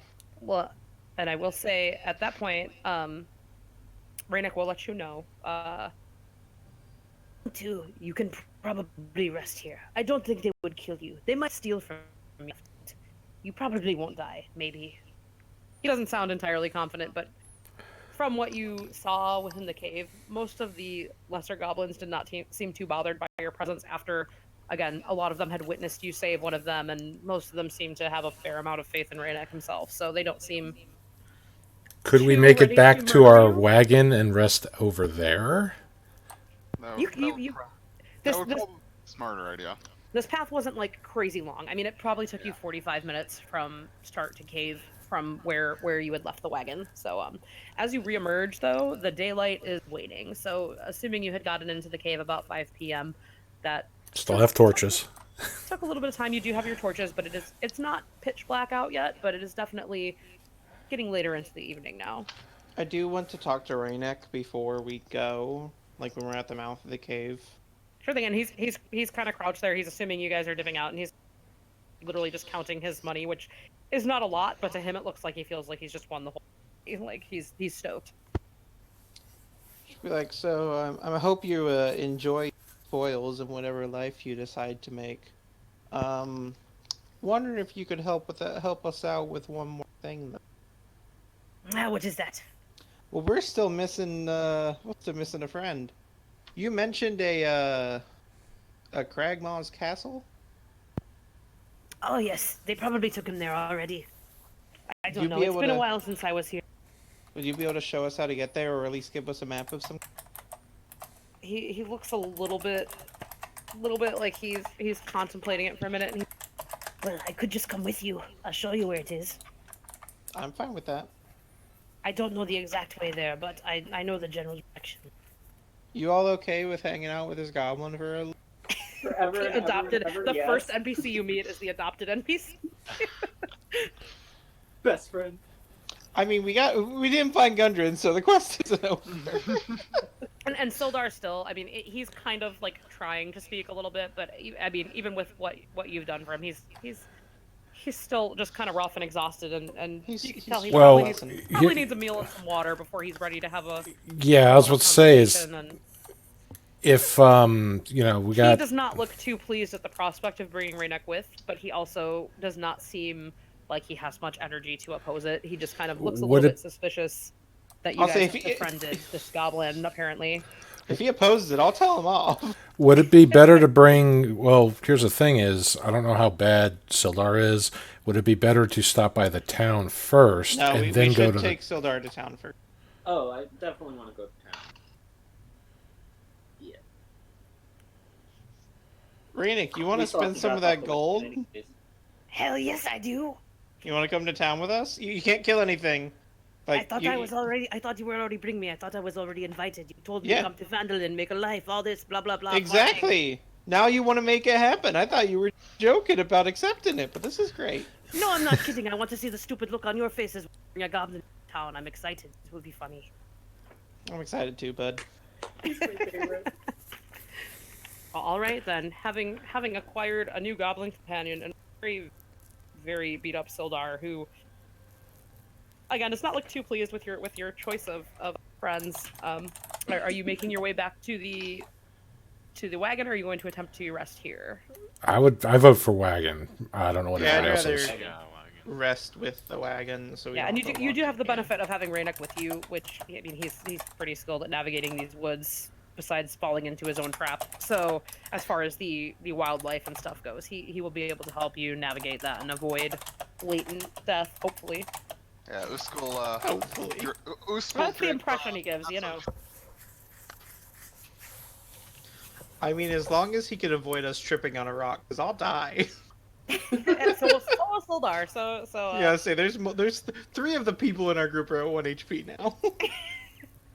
gotta love those good berries. Let's go drape Sildar over across the back of his mount, and then Sildar does at least like sit up. Like he's still got some pride. He's not totally beyond the point of being aware that he's human and alive, but he's slumped over. He looks fucking rough. Are his clothes fucked up? Oh, his clothes are totally fucked up. His armor has been mostly taken. You've been waiting to use that spell for so long. The clothes that he has on, I am gonna mend the fuck out of him. He kind of just is like, thank you, not really my priority, but appreciate it. And fashion is always a priority. Actually, I mend up the arrow holes that are sticking out of me too. I forgot about those. All the mending will happen as you begin to make your way back to the wagon. And I will say that on that note, that's probably where we will end it for tonight. It's a pretty good spot to end it, and I think we're right on time.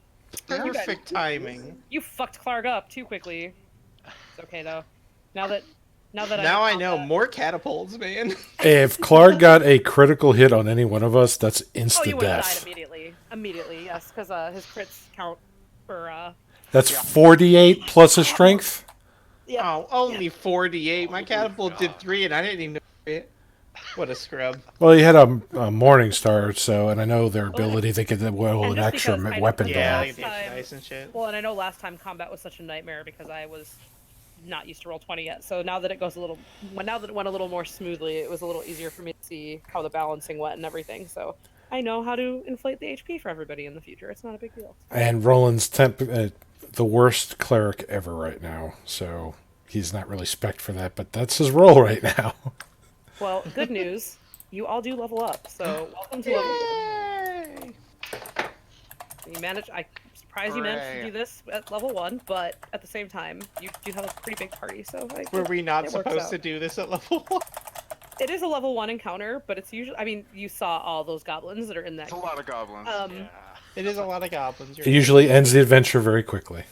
You A, got really lucky that you had a goblin help. B, made a really good intimidation roll. C, you saved that goblin, which helps convince some of the other ones not to just end you right there, so. Yeah. I probably could have used guidance a little bit more, and I apologize on that. Yeah, feel free. I'm not overly worried about guidance spam being a thing as long as it makes sense. Like, if you know somebody's about to do something, you're welcome to use it. I know, I'm just trying to hold back because I have other games where it's like nonstop, like 4 or 5 players. If it ever gets to the point I cook chicken! Like, guidance! Yeah, if it ever gets to the point where it's getting ridiculous, I'll just let you know to tone it down a little bit. But I have faith in you to moderate yourself with it. As long as it's something Roland can recognize as something somebody's about to attempt and it makes sense, then he can guide them. I do not mind. Yeah, the thing that I was trying to do is like once per minute, but there's a few more clutch moments that were happening kind of back to back, and I just feel kind of bad that I didn't push it. If he is reasonably aware that somebody's about to try something that would benefit from guidance, obviously if it's something he doesn't know is about to happen.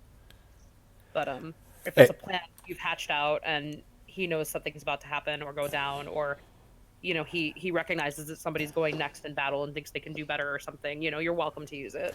Yeah, I'm just happy I was able to help save Usk and Nyla, so, we didn't have more body bags, because it could have been messy.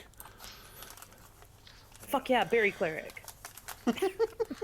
Well, one of them was Healing Word. That was my first level that I had. It's really fucking lucky that you had Healing Word, because I don't know if Usk would have made it up. That would have been And the gamble with the healing the goblin paid off too. One more hit, that would have been quite a lot, because I think Clark probably would have outdone your HP, and the saving throw wouldn't have mattered anymore. So yeah, he hits pretty hard. You had the benefit of him only getting to go once. I think he went once, and then he was doing death saves. Question while everybody's on here. Go ahead, Usk. No, I was going to ask about the level up for the HP. Were we doing averages or rolling with that? Because if we're rolling, we should probably do that now. If we're averages, then it doesn't matter. Whatever everybody prefers, I don't mind either way, but I want everybody to do the same. So whatever you all decide is fine. But yeah, if we're going to roll, please roll it now.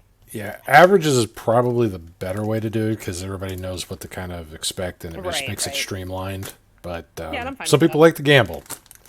I'm down for averages. Yeah, that's fine. I've rolled Ben? way too many ones on HP. How Yeah, do so I we'll, do we'll go that? with averages then. If anybody does, you're welcome to.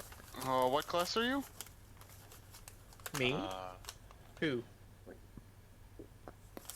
Guy who wanted to know how to do the averages. I'm a ranger. That's a D10, so Yeah, you get 6. Yeah, so it's 6 plus your con mod. every single level. Okay. What would that be for the sorcerer? Is it Sorcerer is... It's 4 plus your con mod. Squishy, squishy. Yeah. They're in the very beginning of the class features for your class, Yeah. listed next to how much you get for points at the first level. Yeah, and if for any reason somebody does decide they want to roll instead, just let me know and you can do it on Discord. But I'm assuming if everybody's going with averages, everybody will want to do averages, so that's no problem. Yeah, and then I am hoping that next Monday will work out okay, but I am also like on the verge of a move right now. So if it looks like I'm gonna have to skip or anything, I will let everybody know. I don't think I will have to, but as that is one of my days off, I might be stuck shuffling stuff between apartments, but hopefully I have a few more weeks before that's happening, so I'll try to keep everybody up to date. Or if we would need to do a Sunday or something, I'm also able to do that if that works for everybody else, but I think the Monday should still work just fine. So I'll aim for same time next Monday, assuming that still works for everybody. Yeah. Hopefully back to 6 p.m. because I shouldn't be busy doing all that, but all right. Yeah, that's fine. Before you go, just because nobody did, would anybody like to loot anything? Well, I know thought you, we were you kind of already left, but I'll give you the. Thought we were leaving it for the goblins so they didn't like murder. Just So making the- sure nobody wanted to, I mean, they are goblins, so. All right. Well, in that case, I will see everybody then next Monday. I'll try to have a recap up because I guess there wasn't really much information, but you guys will get some play of the games and stuff because that'll be hilarious considering what transpired in this poor cave.